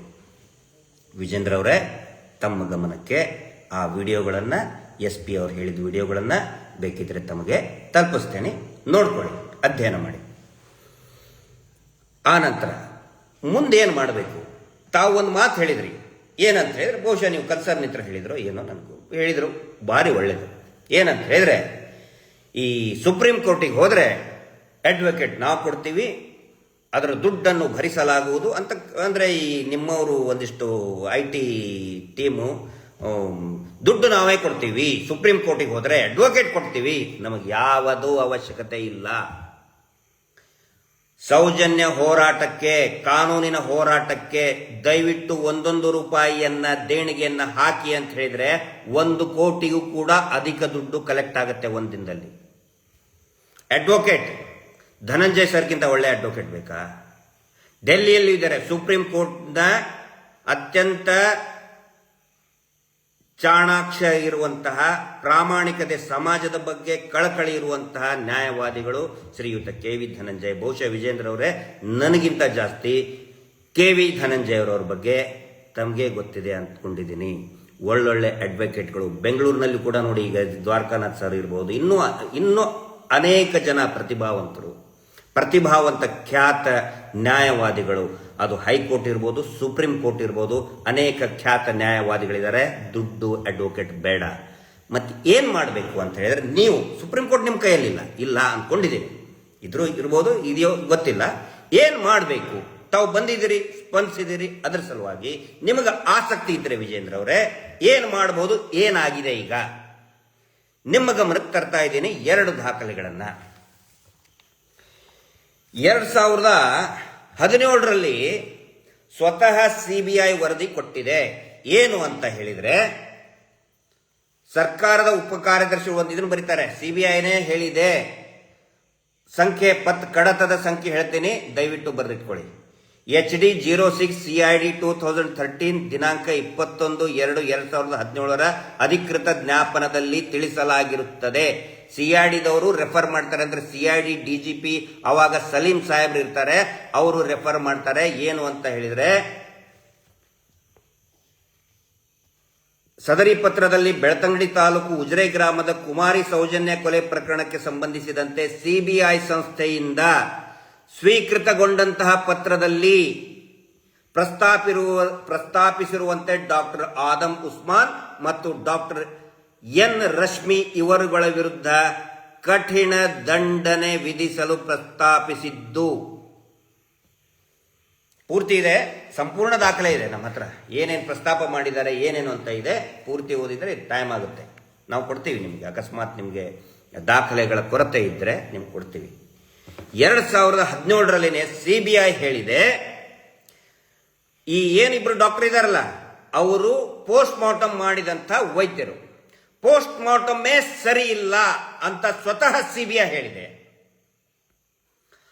ಆ ವರದಿ ಮೇಲೆ ಈ ಹುಚ್ಚಪ್ಪ ಯಾರು ರಿಟೈರ್ಡ್ DSP, CID DSP ಆಗಿ ಯಾರು ರುದ್ರಮುನಿ ಅವರು ಪದೇ ಪದೇ ಹೇಳ್ತಾ ಇದ್ದಾರೆ. ಅವ್ರು ಹೇಳಿದ್ದನ್ನ ಜೊಳ್ಳು ಸುಳ್ಳು ಸುವರ್ಣ ಆ ಚಾನಲ್ ಈ ಚಾನಲ್ ಅಲ್ಲಿ ಸುಳ್ಳು ಹೇಳ್ತಾ ಇದ್ದಾರೆ.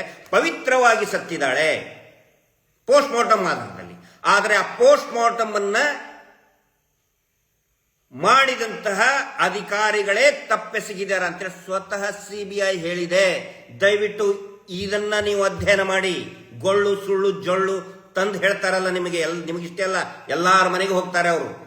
ಒಂದಿಷ್ಟು ಜನ ಪಂಚೆ ಬಿಳಿ ಇದನ್ನ ಹಾಕೊಂಡು ಹೋಗ್ತಾರೆ. ಪೂಜ್ಯರು ಪೂಜ್ಯರು ಪೂಜ್ಯರು, ದೇವರು ನಡೆದಾಡೋ ದೇವರು, ಪೂಜ್ಯರ ಮೇಲೆ ಅಪಮಾನ ಅಂತ ಬರ್ತಾರಲ್ಲ. ಆ ಜೊಳ್ಳು ಸುಳ್ಳು ನೋಡ್ಬೇಡಿ, ಅಧಿಕೃತ ದಾಖಲೆಗಳನ್ನ ನೋಡಿ ವಿಜೇಂದ್ರ ಅವರೇ. ಯಾಕಂತ ಹೇಳಿದ್ರೆ ತಾವು ಮುತ್ಸದಿಗಳಾಗಬೇಕು. ಮಾನ್ಯ ದೇವೇಗೌಡರು ನೋಡಿ, ಮಾನ್ಯ ನಮ್ಮ ಸಿದ್ದರಾಮಯ್ಯನವ್ರು ನೋಡಿ, ಮಾನ್ಯ ಯಡಿಯೂರಪ್ಪನವ್ರು ನೋಡಿ, ದಾಖಲೆಗಳನ್ನು ಅಧ್ಯಯನ ಮಾಡ್ತಾರೆ. ದಯವಿಟ್ಟು ಅಧ್ಯಯನವನ್ನು ಮಾಡಿ, ಪ್ರತಿಯೊಂದು ಬರೆದಿಟ್ಕೊಳ್ಳಿ, ಸ್ಟಡಿ ಮಾಡಿ. ನಿಮ್ಮ ಹತ್ರ ಅನೇಕ ಲಾಯರ್ಗಳಿದ್ದಾರೆ, ನಿಮ್ಮದೇ ಲೀಗಲ್ ಅಡ್ವೈಸರ್ ಇದ್ದಾರೆ, ಅವ್ರಿಗೆ ಕಳಿಸ್ಕೊಡ್ಬೇಕಾಗಿತ್ತು ನೀವು. ಹೈಕೋರ್ಟ್ ಜಜ್ಮೆಂಟ್ ಏನು ಬಂದಿದೆ, 17th ಕೋರ್ಟ್ ಜಜ್ಮೆಂಟ್ ಏನಿದೆ, ಸಿಬಿಐ ಕೋರ್ಟ್ ಜಜ್ಮೆಂಟ್ ಏನಿದೆ, ಓದಿ ನೀವು ಈ ಯಾತ್ರೆ ಮಾಡಬೇಕಾಗಿತ್ತು. ಮಾಡಲಿಲ್ಲ, ಬಹಳ ತಪ್ಪು ಮಾಡಿದ್ರಿ. ಇದು ಒಂದು ದಾಖಲೆ. ಅಂದ್ರೆ ಈಗ ನಾನು ಹೇಳ್ತಾ ಇರೋದು, ಸಿಬಿಐನೇ ಹೇಳಿದೆಯಲ್ಲ ತಪ್ಪಿತಸ್ಥ ಅಧಿಕಾರಿಗಳ ಮೇಲೆ ಕ್ರಮ ಕೈಗೊಳ್ಳಿ ಅಂತ. ಸಿಬಿಐ ನಿಮ್ಮ ಕಡೆನೇ ಇದೆಯಲ್ಲ, ನಿಮ್ಮ ಹೈಕಮಾಂಡ್ ಮಾನ್ಯ ಅಮಿತ್ ಶಾಜಿ ಅವರೇ ಇದಾರಲ್ವಾ, ಅವ್ರಿಗೆ ಹೇಳ್ಬೋದಲ್ವಾ ನೀವು? ಯಾಕೆ ಸುಪ್ರೀಂ ಕೋರ್ಟಿಗೆ ಅಡ್ವೊಕೇಟ್ ದುಡ್ಡು ಕೊಡ್ತೀರಿ? ಬಹಳ ಸರಳ ಕೆಲಸ ಇದು. ಇನ್ನೂ ಕೂಡ ಪೆಂಡಿಂಗ್ ಇದೆ. ಆ ನಂತರ 2017ರಲ್ಲಿ ಆದರೆ 2018ರಿಂದ 5 ವರ್ಷ ಅಧಿಕಾರದಲ್ಲಿ ಇದ್ದಿದ್ದೇ ಭಾರತೀಯ ಜನತಾ ಪಾರ್ಟಿ. ಯಾಕೆ ಮುಚ್ಚಿಟ್ಕೊಂಡ್ರು ಸರ್ ಇದನ್ನ? ಯಾಕೆ ಮುಚ್ಚಿಟ್ಕೊಂಡ್ರು? ಸರ್ಕಾರದ ಕಡತದಿಂದ ಯಾಕೆ ಮುಚ್ಚಿಟ್ಟುಕೊಂಡ್ರು? ಯಾರ ರಕ್ಷಣೆಗೋಸ್ಕರ ಇದನ್ನ ಮುಚ್ಚಿಟ್ಕೊಂಡ್ರು? ಉತ್ತರ ಕೊಡಬೇಕು. ಈಗ ವೆರಿ ರೀಸೆಂಟ್ಲಿ ಒಂದು ಡೆವಲಪ್ಮೆಂಟ್ ಆಗಿದೆ. ಮಹೇಶ್ ಶೆಟ್ಟಿ ತಿಮ್ಮರೋಡಿ ಅವರ ನೇತೃತ್ವದಲ್ಲಿ ಹೋರಾಟ ಮಾಡಬೇಕಾದ್ರೆ ಎಲ್ಲರೂ ಕೂಡ ನಾವು ಆಗ್ರಹ ಮಾಡಿದ್ದು, ಮಹೇಶ್ ಶೆಟ್ಟಿ ತಿಮ್ಮರೋಡಿ ಅವರು, ನಾವು, ಪ್ರಸನ್ನ ರವಿ, ಆನಂತರ ಜಯಂತ್ ಅವರು, ತಮ್ಮಣ್ಣ ಶೆಟ್ರು, ಎಲ್ಲರೂ ಕೂಡ, ಎಲ್ಲ ನಮ್ಮ ಇಡೀ ಸೌಜನ್ಯ, ನಮ್ಮ ಶಶಿಕಲಾ ಶೆಟ್ಟಿ ಅವರು, ದೊಡ್ಡ ಬಳಗ ಇದೆ. ಎಲ್ಲರೂ ಕೂಡ ಆಗ್ರಹ ಮಾಡ್ತಾನೆ ಬಂದ್ವಿ. ಅಕ್ವಿಟಲ್ ಕಮಿಟಿ ಮಾಡಬೇಕು. ಪ್ರತಿ ಹೋರಾಟದಲ್ಲಿ ಕೂಡ ಅಕ್ವಿಟಲ್ ರಚನೆಗಾಗಿ ಆಗ್ರಹ ಮಾಡ್ತಾ ಇದ್ವಿ. ಅಕ್ವಿಟಲ್ ಕಮಿಟಿನೂ ಆಯಿತು, ಅಕ್ವಿಟಲ್ ಕಮಿಟಿ ವರದಿನೂ ಕೂಡ ಕೊಟ್ಟರು, ಅದನ್ನು ಕೂಡ ಮುಚ್ಚಿಟ್ಕೊಂಡ್ಬಿಟ್ರು. ಅಕ್ವಿಟಲ್ ಕಮಿಟಿಯಲ್ಲಿ ಈ ಹಿಂದೆ ನನ್ನ ವಿಡಿಯೋದಲ್ಲಿ ನಾನು ಇದರಲ್ಲಿ ಹೇಳಿದ್ದೀನಿ, ಅದನ್ನ ಸಭೆಗಳಲ್ಲಿ ಕೂಡ ಹೇಳಿದ್ದೀನಿ. ಏನಂತ ಹೇಳಿದ್ರೆ, ಅಕ್ವಿಟಲ್ ಕಮಿಟಿಯಲ್ಲಿ ಯಾರಿದ್ರು? ಅಕ್ವಿಟಲ್ ಕಮಿಟಿ ಆಗಿದ್ದು ಇದೇ 2025 ಜೂನ್ 2ನೇ ತಾರೀಕಿಗೆ ಡೇಟ್ ಇದೆ. ಅಕ್ವಿಟಲ್ ಕಮಿಟಿಯಲ್ಲಿ ಇದ್ದಿದ್ದು ಶ್ರೀ ಪಿ ಹರಿಶೇಖರನ್ ಸಾಹೇಬರು, Shri BN Jagadish, Bata Jagadish, Shri T Kumar DYSP. ಅವ್ರನ್ನ ಯಾಕೆ ಹಾಕೊಂಡ್ರು ಗೊತ್ತಿಲ್ಲ. ಟ್ರೈನಿಂಗ್ ಸೆಂಟರ್ನವ್ರನ್ನ ಯಾಕೆ ಹಾಕೊಂಡ್ರು ಅವೆಲ್ಲ ಗೊತ್ತಿದೆ, ನನಗೆ ಗೊತ್ತಿದೆ. ಟ್ರೈನಿಂಗ್ ಸೆಂಟರ್ ಚೀಫ್ ಯಾರಿದ್ರು, ಏನೇನು ಲಿಂಕು ಎಲ್ಲ ಗೊತ್ತಿದೆ, ಯಾಕೆ ಹಾಕೊಂಡಿದ್ದಾರೆ ಅಂತೇಳಿ. ಶ್ರೀಮತಿ ಅಂಜಲಿ ದೇವಿ ಅವ್ರ ಮೇಲೆ ಫ್ರಾಡ್ ಕೇಸಿದ್ದು FIR ಕೂಡ ಆಗಿದೆ. ಅಂಥವ್ರನ್ನ ಇಟ್ಕೊಂಡು ಮತ್ತೆ ಉಳಿದವ್ರ ಬಗ್ಗೆ ನಮಗೇನು ಬೇರೆ ಅಭಿಪ್ರಾಯ ಇಲ್ಲ. ಹರಿಶೇಖರ್ ಸಾಹೇಬ್ರಿದ್ದಾರೆ. ಮುಖ್ಯವಾಗಿ ಗಮನಿಸಬೇಕಾಗಿದ್ದು ವಿಜೇಂದ್ರ ಅವರೇ, ನೀವು ಹೇಳ್ತಿದ್ರಲ್ಲ ಸುಪ್ರೀಂ ಕೋರ್ಟಿಗೆ ಹೋಗೋ ಅವಶ್ಯಕತೆನೇ ಇಲ್ಲ.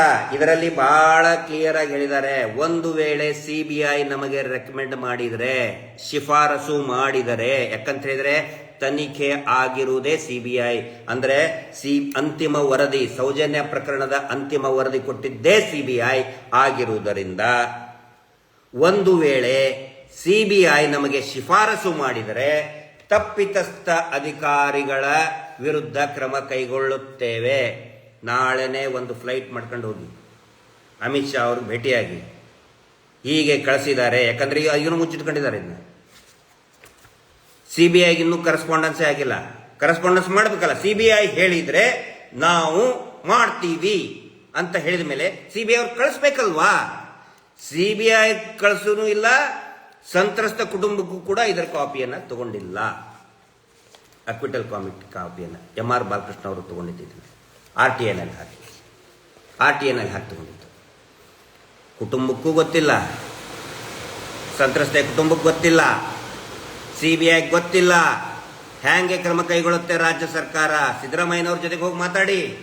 ಮೊದಲು ಅಮಿತ್ ಶಾ ಅವ್ರ ಹತ್ರ ಹೋಗಿ, ಯಾಕಂದ್ರೆ ಅವರೇ ಈಸ್ ದ ಮಿನಿಸ್ಟರ್, ಅವ್ರ ಹತ್ರ ಹೋಗಿ CBIಗೆ ರಾಜ್ಯ ಸರ್ಕಾರ ಅಕ್ವಿಟಲ್ ಕಮಿಟಿ ಮಾಡಿದೆ, ದಯವಿಟ್ಟು ಶಿಫಾರಸು ಮಾಡಿಸಿ ತಪ್ಪಿತಸ್ಥ ಅಧಿಕಾರಿಗಳು ಅವಾಗ ಸಿಕ್ಕಿ ಬೀಳ್ತಾರೆ. ಒಬ್ಬೊಬ್ಬ ಅಧಿಕಾರಿಗಳು, ಯೋಗೀಶ, ಭಾಸ್ಕರ್ ರೈ, ಎಲ್ಲರೂ ಈ ಮೆಡಿಕಲ್ ಆಫೀಸರ್ಸು ಎಲ್ಲರೂ ಬಾಯಿ ಬಿಡ್ತಾರೆ. SITಗೆ ಅಟ್ಯಾಚ್ ಮಾಡಿ, ಅದನ್ನ SITಗೆ ಅಟ್ಯಾಚ್ ಮಾಡಿಸಿ ಬಾಯಿ ಬಿಟ್ಟೇ ಬಿಡ್ತಾರೆ. ಮಾನ್ಯ ವಿಜೇಂದ್ರ ಅವರೇ, ದಯವಿಟ್ಟು ಮಾಡಿ, ನಿಮ್ಗೆ ಕೈ ಮುಗಿದು ಕೇಳ್ಕೊತಾರೆ. ಸುಪ್ರೀಂ ಕೋರ್ಟಿಗೆ ದುಡ್ಡು ಕೊಡೋದು ಬೇಡ. ಇನ್ನೊಂದು, ಇದೇ ಏನು ಪ್ರಕರಣಕ್ಕಿಂತ, ಸೌಜನ್ಯ ಪ್ರಕರಣಕ್ಕಿಂತ 18-19 ದಿನ ಮುಂಚೆ ಮಾವುತನ ಕೊಲೆ, ಇಬ್ರು ಕೊಲೆ, ಅಣ್ಣ ತಂಗಿಯ ಮೇಲೆ ಅತ್ಯಾಚಾರ ಆಗಿದೆ ಅಂತ ಹೇಳಿ ಪೋಸ್ಟ್ ಮಾರ್ಟಮ್ ಅಲ್ಲಿ ಇದೆ. ಯಾವುದೇ ವರದಿಗಳನ್ನು ಕೂಡ FSL ಇಂದ ತರಿಸ್ಕೊಂಡಿಲ್ಲ. ಅತ್ಯಾಚಾರ ಕುರಿತಾದಂತ FSL ವರದಿ ಬೆಳ್ತಂಗಡಿ ಪೊಲೀಸರು ತರಿಸ್ಕೊಂಡಿಲ್ಲ. ನೀವು ಬಂದಿದ್ರಲ್ಲ ನಿನ್ನೆ ಧರ್ಮಸ್ಥಳಕ್ಕೆ ವಿಜೇಂದ್ರ ಅವರ ನಿಮ್ಮ ಟೀಮ್ ಜೊತೆಗೆ, ಅಲ್ಲೇ ಒಂದು ರೌಂಡ್ ಹೊಡಿಬೇಕಾಗಿತ್ತು.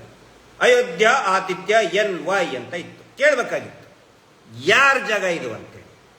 ಸರ್ಕಾರಿ ಜಾಗೆ, ಆನೆ ಮಾವುತ ಇದ್ದಂತ ಅವನಿಗೆ ಅಲಾಟ್ ಆಗಿದಂತಹ ಜಾಗೆ, ಅದು ಅವನಿಗೆ ಅಲಾಟ್ ಆದಂತಹ ಜಾಗೆ, ಸರ್ಕಾರದಿಂದ ಅಲಾಟ್ ಆದಂತಹ ಜಾಗೆ. ಮನೆ ಕೆಡವಿ, ಕೊಲೆ ಮಾಡಿ ಮನೆ ಕೆಡವಿ, ಅದೇ ಜಾಗದಲ್ಲಿ ಹೋಟೆಲ್ ಅನ್ನ, ಲಾಜ್ ಅನ್ನ ಕಟ್ಟಿಸಿದ್ದಾರೆ. ಕಣ್ಣೆದುರುಗಡೆ ಇದೆ ವಿಜೇಂದ್ರ ಅವರೇ, ಕಣ್ಣೆದುರುಗಡೆ ಇದೆ, ಕಾಣ್ತಾ ಇದೆ. ಇದಕ್ಕೆ ಸಾಕ್ಷಿನೇ ಬೇಕಾಗಿಲ್ಲ. ರಿಪೋರ್ಟ್ ಅದರದ್ದು ವರದಿಯನ್ನ ನೋಡ್ಬಿಟ್ರೆ, ಪಂಚನಾಮೆ ನೋಡ್ಬಿಟ್ರೆ ಗೊತ್ತಾಗುತ್ತೆ ಇದು ಕೊಲೆ ಇವರೇ ಮಾಡಿದ್ದಾರೆ. ಮಾವುತನ ಹೆಂಡತಿ ದೂರು ಕೊಟ್ಟಿದ್ದಾಳೆ. ಇದೇ ನೀವೇನ್ ಹೇಳ್ತಾ ಇದ್ದಾರೆ, ಪೂಜ್ಯರ ಹೆಸರು, ಪೂಜ್ಯನ ತಮ್ಮ ಥರ್ಡ್ ಕ್ಲಾಸ್ ರೇಪಿಸ್ಟ್ ಹರ್ಷೇಂದ್ರನ ಹೆಸರು ಹಾಕಿನೇ ಕೊಟ್ಟಿದ್ದಾರೆ, ಇವನೇ ಕೊಲೆ ಮಾಡಿದ್ದು ಅಂತೇಳಿ. ವಿಜೇಂದ್ರ ಅವರೇ, ಎಲ್ಲ ಕಳಿಸ್ತೀವಿ. ಆವಾಗ ಹೇಳಿ, ಷಡ್ಯಂತ್ರ, ದೇವಸ್ಥಾನದ ವಿರುದ್ಧ ಷಡ್ಯಂತ್ರ, ಹಿಂದೂ ಧರ್ಮಕ್ಕೆ ಅಪಚಾರ, ಅವಾಗ ಹೇಳಿ ಅದನ್ನ. ಇಷ್ಟು ಮಾಡಿಬಿಡಿ. ಆನಂತರ ರಿಪೋರ್ಟ್ ಇದೆ, ಆನೆ ಮಾವುತನ ಕೇಸು, ಪದ್ಮಲತಾ ಕೇಸು, ಸುಪ್ರೀಂ ಕೋರ್ಟಿಗೆ ಹೋಗಬೇಕಾಗಿಲ್ಲ. ರಿಪೋರ್ಟ್ ಅನ್ನ ಮತ್ತೆ ತನಿಖೆ ಮಾಡಬೇಕು ಅಂತ ಹೇಳಿದ್ರೆ ಸುಪ್ರೀಂ ಕೋರ್ಟ್ ಹೋಗೋ ಅವಶ್ಯಕತೆನೇ ಇಲ್ಲ. DSP ಅಂಡ್ ಅಬೋವ್ ರ್ಯಾಂಕ್ ಇದ್ದಂಥವರು ಮತ್ತೆ ಅದನ್ನ ತನಿಖೆಗೆ ಒಳಿಸ್ಬೇಕು. ದಯವಿಟ್ಟು ಸಿದ್ದರಾಮಯ್ಯನವರು ಹೋಗಿ, ಬೇಕಾದ್ರೆ ಅವ್ರ ಮನೆ ಮುಂದೆ ಏನಾದರೂ ಒಂದು ಆಗ್ರಹ ಮಾಡಿ. ವಿಧಾನಸೌಧ ಶಾಸಕರಿದ್ದೀರಿ ನೀವು, ಶಿಕಾರಿಪುರದ ಶಾಸಕರಾಗಿದ್ದೀರಿ, ಆಗ್ರಹ ಮಾಡಿ. ನಿಮ್ಗೆ ತುಂಬಾ ಈಸಿ, ಸಿದ್ದರಾಮಯ್ಯನವರ ಅಪಾಯಿಂಟ್ಮೆಂಟ್ ತುಂಬಾ ಈಸಿ. ಏನು ಆನೆ ಮಾವುತನ case, Padmalatha case, Vedavalli case, ಆರೋಪಿನೇ ನಾಪತ್ತೆ ಆಗಿರೋದೆಲ್ಲ ಧರ್ಮಸ್ಥಳ. ಶಿಕಾರಿಪುರದಲ್ಲಿ ಹಿಂಗಾಗಿದ್ರೆ ನೀವು ಸುಮ್ಮನೆ ಇರ್ತಿದ್ರಾ? ಒಂದೇ ಜಾಗದಲ್ಲಿ ನಿರಂತರ ಕೊಲೆಗಳು, ಆರೋಪಿನೇ ನಾಪತ್ತೆ ಅಂತ ಹೇಳಿದ್ರೆ ನೀವು ಸುಮ್ಮನೆ ಇರ್ತಿದ್ರಾ? ಇವೆಲ್ಲವೂ ಆಗಿರೋದು ಧರ್ಮಸ್ಥಳದ ಅಂಗಳದಲ್ಲಿನೇ. ಹೋಗಿ ಕೇಳಿ. ಆದ್ರೆ ರಿಪೋರ್ಟ್ ಅನ್ನ ರೀಇನ್ವೆಸ್ಟಿಗೇಟ್ ಮಾಡೋದಕ್ಕೆ ಸುಪ್ರೀಂ ಕೋರ್ಟ್ ಬೇಕಿಲ್ಲ, ಹೈಕೋರ್ಟ್ ಬೇಕಾಗಿಲ್ಲ, JMFC ಕೋರ್ಟ್ ಬೇಕಾಗಿಲ್ಲ. Only DSP and above rank. ಸಿದ್ದರಾಮಯ್ಯನವ್ರು ಹೇಳ್ಬಿಡಿ, ಆಗುತ್ತೆ. ಇಷ್ಟು ಮಾಡಬೇಕಾಗಿರೋದು. ಈಗ ಷಡ್ಯಂತ್ರದ ಹತ್ರ ಬರ್ತೀನಿ. ಷಡ್ಯಂತ್ರ ಅನ್ನೋದೇ ಒಂದು ದೊಡ್ಡ ಷಡ್ಯಂತ್ರ, ಅದು ಗೊತ್ತಿರಲಿ. ಬುರುಡೆ ತಂದ್ರು ಅಂತ ಹೇಳ್ತಾರಲ್ಲ, ಅದನ್ನ ನೀವು ವಿಜೇಂದ್ರ ಅವ್ರಿಗೆ ಹೆಂಗೆ ಕೇಳಿದ್ರಿ, ನೀವು ಹೆಂಗೆ ಒಪ್ಕೊಂಡ್ರಿ ಅದನ್ನ? ಆ ತೇರಿ, ಆ ಪ್ರೊಪಗೊಂಡ. ಬುರುಡೆ ಕಿರಾಣಿ ಅಂಗಡಿಯಲ್ಲಿ ಸಿಗ್ತದ, ತೆಂಗಿನ ಮರದಲ್ಲಿ ಇರ್ತದ.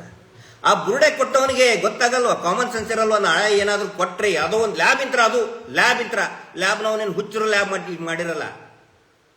ಒಂದು ವೇಳೆ ಆ ಥರ ಏನಾದರೂ ಷಡ್ಯಂತ್ರ ಮಾಡಿ, ನಾನು ಮಹೇಶ್ ಶೆಟ್ರು ಜಯಂತ್ರು ಏನೋ ಎಲ್ಲಿಂತ್ರನೋ ಲ್ಯಾಬ್ ಇಂತ್ರ ತಗೊಂಡು ಬಂದು ಇವನು ತಮಿಳುನಾಡಿನಲ್ಲಿದ್ದಂತೆ ಅಲ್ಲಿ ಹೋಗಿ ನಾವು ಅವನಿಗೆ ಕೊಟ್ಟು ಇನ್ಯಾರೋ ಕಮ್ಯುನಿಸ್ಟು ಇನ್ಯಾರೋ MP ಗಳಿಗೆ ಹೋಗಿ, how can you believe Vijendra ಅವರು ಇದನ್ನೆಲ್ಲ ಫೇಕ್ ಥಿಯರಿನ, ಫೇಕ್ ಫಾಲ್ಸ್ ಪ್ರಪಗಂಡನ ಹೆಂಗೆ ನೀವು ನಂಬ್ತೀರಾ? ನಮ್ಮನ್ನೇನು ಹುಚ್ಚರಂತ ತಿಳ್ಕೊಂಡಿದ್ದೀರಾ? ನಾಳೆ ನಮಗೂ ಕೂಡ ಖಂಡಿತ ಗೊತ್ತಿತ್ತು ಇದು SIT ತನಿಖೆನೇ ಆಗುತ್ತೆ, ಅಥವಾ CBI ಆಗ್ಬೋದು, ಇನ್ಯಾವುದಾದ್ರು ಆಗ್ಬೋದು. ಸುಳ್ಳು ನಾವು ಮಾತಾಡಿದರೆ ಸಿಕ್ಕಾಕೊಳ್ತೀವಂತ ಅರಿವು ನಮಗಿರಲ್ವಾ? ಅಥವಾ ಅವ್ನು ಯಾವುದೋ ಲ್ಯಾಬಿನವನಿಗೆ ಬುದ್ಧಿ ಇರಲ್ವಾ? ಈ ಸುಳ್ಳುಗಳನ್ನ ಹೇಗೆ ನಂಬಿದ್ರಿ ಸ್ವಾಮಿ ನೀವು? ಸ್ಟಡಿ ಮಾಡ್ಬೇಕಲ್ವಾ? ಏನು ಸ್ಟಡಿ ಮಾಡದೆ, ಏನು ಯೋಚನೆ ಮಾಡ್ದೇನೆ, ಎಳ್ಳು ಕಾಳಷ್ಟು ಕೂಡ ಈ ಏನು ಬುರುಡೆ ಥೇರಿ ಹೇಳ್ತಾ ಇದ್ರಲ್ಲ, ಯಾರೋ ತಂದ್ಕೊಟ್ರು ಷಡ್ಯಂತ್ರ, ಎಳ್ಳು ಕಾಳಷ್ಟು ಕೂಡ ಷಡ್ಯಂತ್ರ ಅನ್ನುವಂಥ ಆರೋಪದಲ್ಲಿ ಸತ್ಯಾಂಶ ಇಲ್ಲ.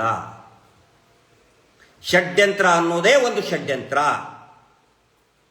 ಅತ್ಯಾಚಾರಿಗಳನ್ನ ರಕ್ಷಣೆ ಮಾಡೋದಕ್ಕೆ, ಪ್ರಭಾವಿ ಕುಟುಂಬವನ್ನ ರಕ್ಷಣೆ ಮಾಡೋದಕ್ಕೆ ಈ ಒಂದು ಷಡ್ಯಂತ್ರವನ್ನ ಕೆಲವು TV ಚಾನೆಲ್ಗಳ ಮುಖಾಂತರ, ಕೆಲವು ನಕಲಿ ಪತ್ರಕರ್ತರ ಮುಖಾಂತರ ಹಬ್ಬಿಸ್ತಾ ಇದ್ದಾರೆ.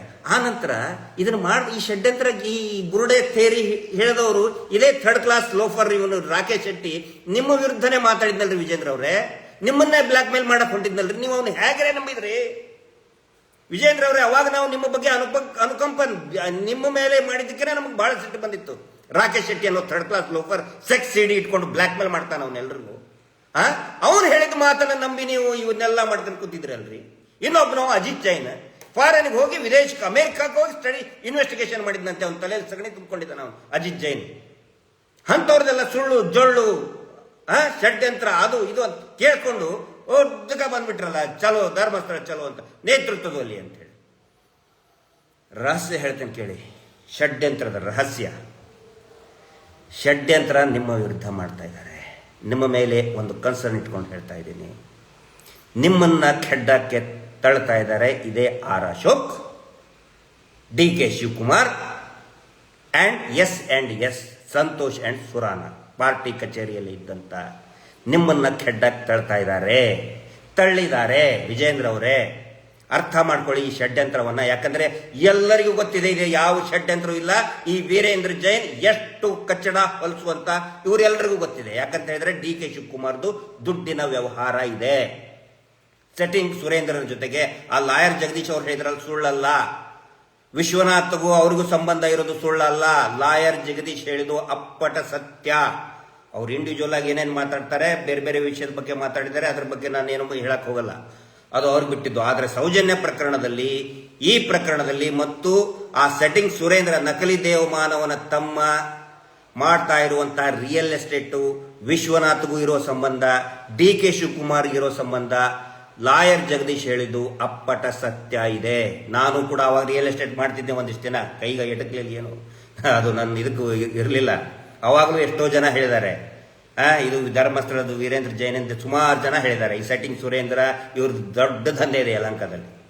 ಇಡೀ ಬೆಂಗಳೂರಿನಲ್ಲಿ ಮತ್ತು ದೆಹಲಿಯಲ್ಲಿ ಈ ಧರ್ಮೋದ್ಯಮಿಗಳು, ನೀವು ಹೇಳ್ತಿರಲ್ಲ ದೇವಮಾನವ ಅಂತೇಳಿ, ಫೇಮಸ್ ನೊಟೋ ಅಥವಾ ಇನ್ಫೇಮಸ್ ಇರೋದಕ್ಕೆ, ಬ್ಲ್ಯಾಕ್ ಮನಿಯನ್ನ ವೈಟ್ ಮನಿ ಮಾಡೋದಕ್ಕೆ, ಕಪ್ಪು ಹಣ ವರ್ಗಾವಣೆ ಮಾಡೋದಕ್ಕೆ ಇರುವಂತಹ ವ್ಯಕ್ತಿಗಳಿವರು. ಗೊತ್ತಿರಲಿ, ನಿಮ್ಗೆ ಗೊತ್ತಿರ್ತದೆ. DK ಸುಮಾರು ಜನ ಹೇಳ್ತಾರೆ ಮೀಟರ್ ಬಡ್ಡಿ ದಂಧೆಯಲ್ಲಿ ಇರೋದೆಲ್ಲ ಬ್ಲ್ಯಾಕ್ ಮನಿನೇ ವಿಜೇಂದ್ರ ಅವರೇ. ದೊಡ್ಡ ದೊಡ್ಡ ರಾಜಕಾರಣಿಗಳ ದುಡ್ಡಿದೆ, ಅನೇಕ ರಾಜಕಾರಣಿಗಳ ದುಡ್ಡು, ದೊಡ್ಡ ದೊಡ್ಡ ಅಧಿಕಾರಿಗಳ ದುಡ್ಡು, ದೊಡ್ಡ ದೊಡ್ಡ ಉದ್ಯಮಿಗಳ ಬ್ಲ್ಯಾಕ್ ಮನಿ ಇದೆ. ಹಿಂಗಾಗಿ ಎಲ್ಲರೂ ಕೂಡ ಅವ್ರನ್ನ ರಕ್ಷಣೆ ಮಾಡಕ್ ನಿಂತಿದ್ದಾರೆ. ರಾಜ್ಯಸಭಾ ಸದಸ್ಯರನ್ನ ಮಾಡಬೇಕಾದ್ರೆ 100 ಕೋಟಿವರೆಗೂ ಕೂಡ ಹಣ ವರ್ಗಾವಣೆ ನಡೆದಿದೆ. ಕೇಳಿ S&S ಅವ್ರಿಗೆ, ಸುರಾನ ಗಿರಾನ ಇದಾರಲ್ಲ ದಲಾಲರು, ಅವರಿಂದನೇ ಪಾರ್ಟಿ ಹಾಳಾಗಿದ್ದು, ಅವರಿಂದನೇ ಬೇಜಾರಾಗಿ ಪಕ್ಷದಿಂದ ನಾವು ಹೊರಗಡೆ ಬಂದು ಸುಮ್ಮನೆ ಕುತ್ಕೊಂಡಿದ್ದು. ನಿಮ್ಮನ್ನು ಕೂಡ ಸಿಕ್ಕಾಕೊಂಡ್ರು, ಮಾನ್ಯ ಯಡಿಯೂರಪ್ಪನವ್ರಿಗೂ ಕೂಡ ಸಿಕ್ಕಾಕ್ಸಿದ್ರು ಅವರು. ಮತ್ತೆ ಒಂದ್ಸಗೆ ನಿಮಗೆ ಖೆಡ್ಡ ತೋಡಿದ್ದಾರೆ.